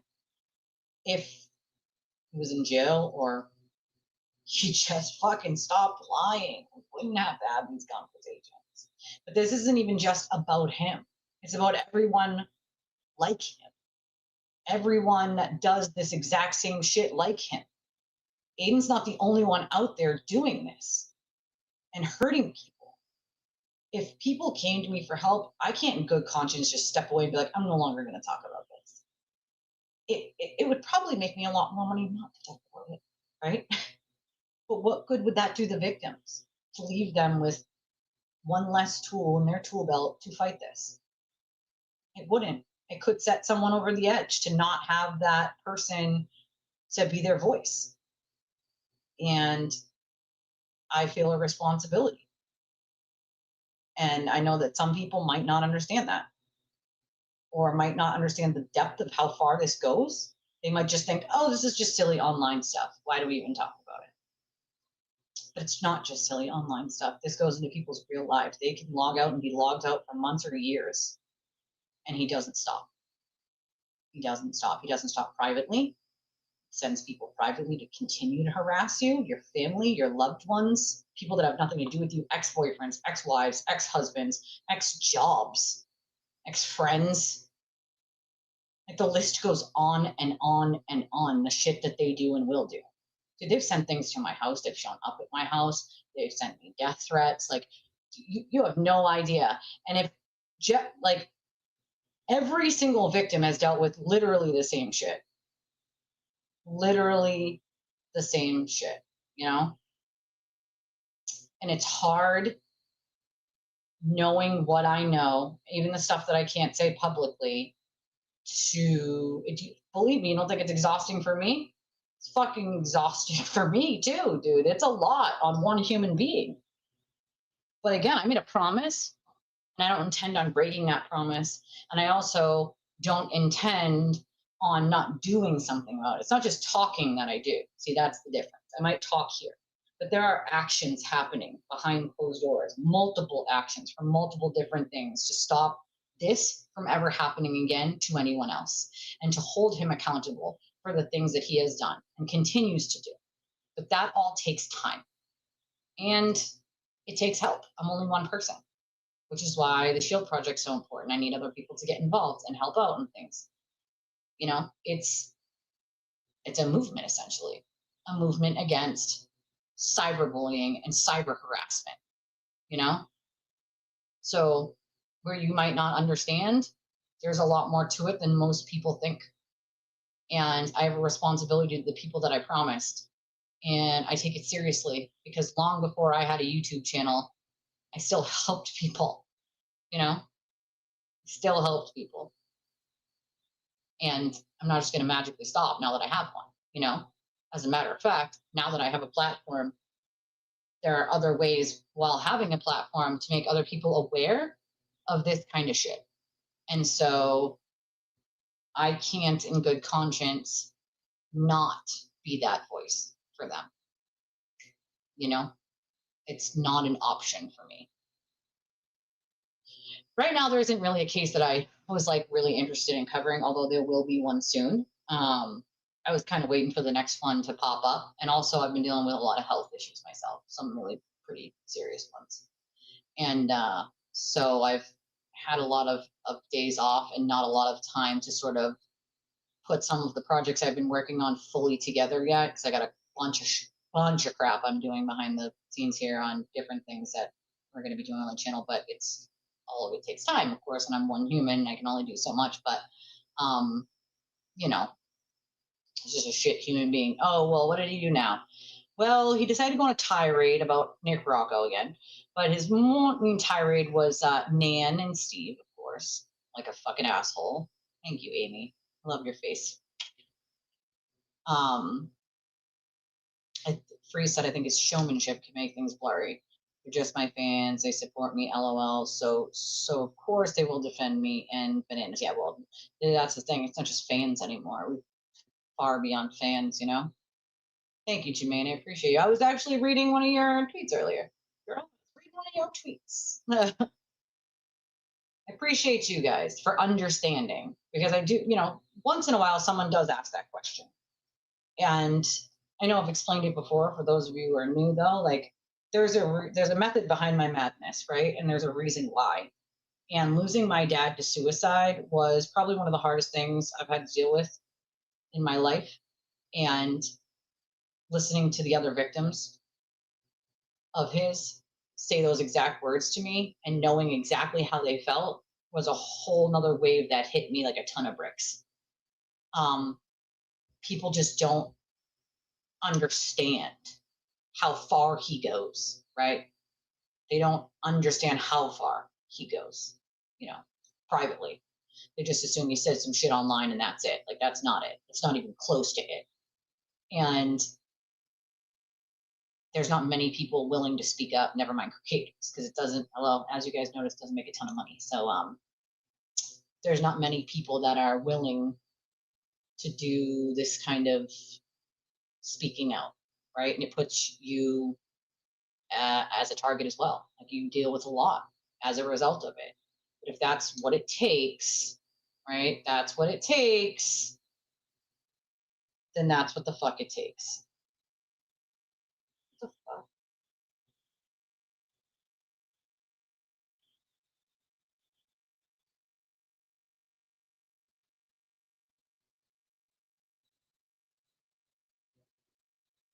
Yeah, that's what it takes, and that's what it takes. There's too much in this world that's shitty. And Steve is Nan's boyfriend. It's just, like, there's all sorts of abuse. Coercive control is one form. Okay, one form, one really awful form. And mostly that's part of what Aiden uses, manipulation, mental and emotional manipulation, and coercive control, and fear. And if you ever had to sit on the phone with someone for 16 hours while they bawl their eyes out in a corner talking about how they should just end it, and maybe it'll stop harassment of their family, not just once, not just twice, but 3, 4, 5, or 6 times, you start to realize that if you just magically stop or go away, who do these people have left? Where do they go? How do they get any help? Who's going to stand up for them? I'm only one human being. I can only do so much, but at least the little that I can do lets them know that someone gives a rat's ass, right? Someone gives a shit, right? And I know all of you do too, so it's not just me, obviously, but like, someone gives a shit about not just their well-being, but like their mental health and what they went through, right?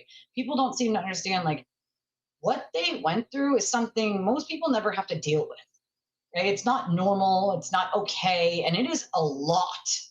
And it creates all sorts of real life problems for people in their real lives. And it's not something that can just be fixed easily or quickly, unfortunately. And sadly, Norfolk County doesn't want to do their fucking job, or he would have been in jail a long time ago and charged with various other fucking crimes. It is what it is. Thank you, Jermaine. I appreciate that. Yeah, he's very jealous here.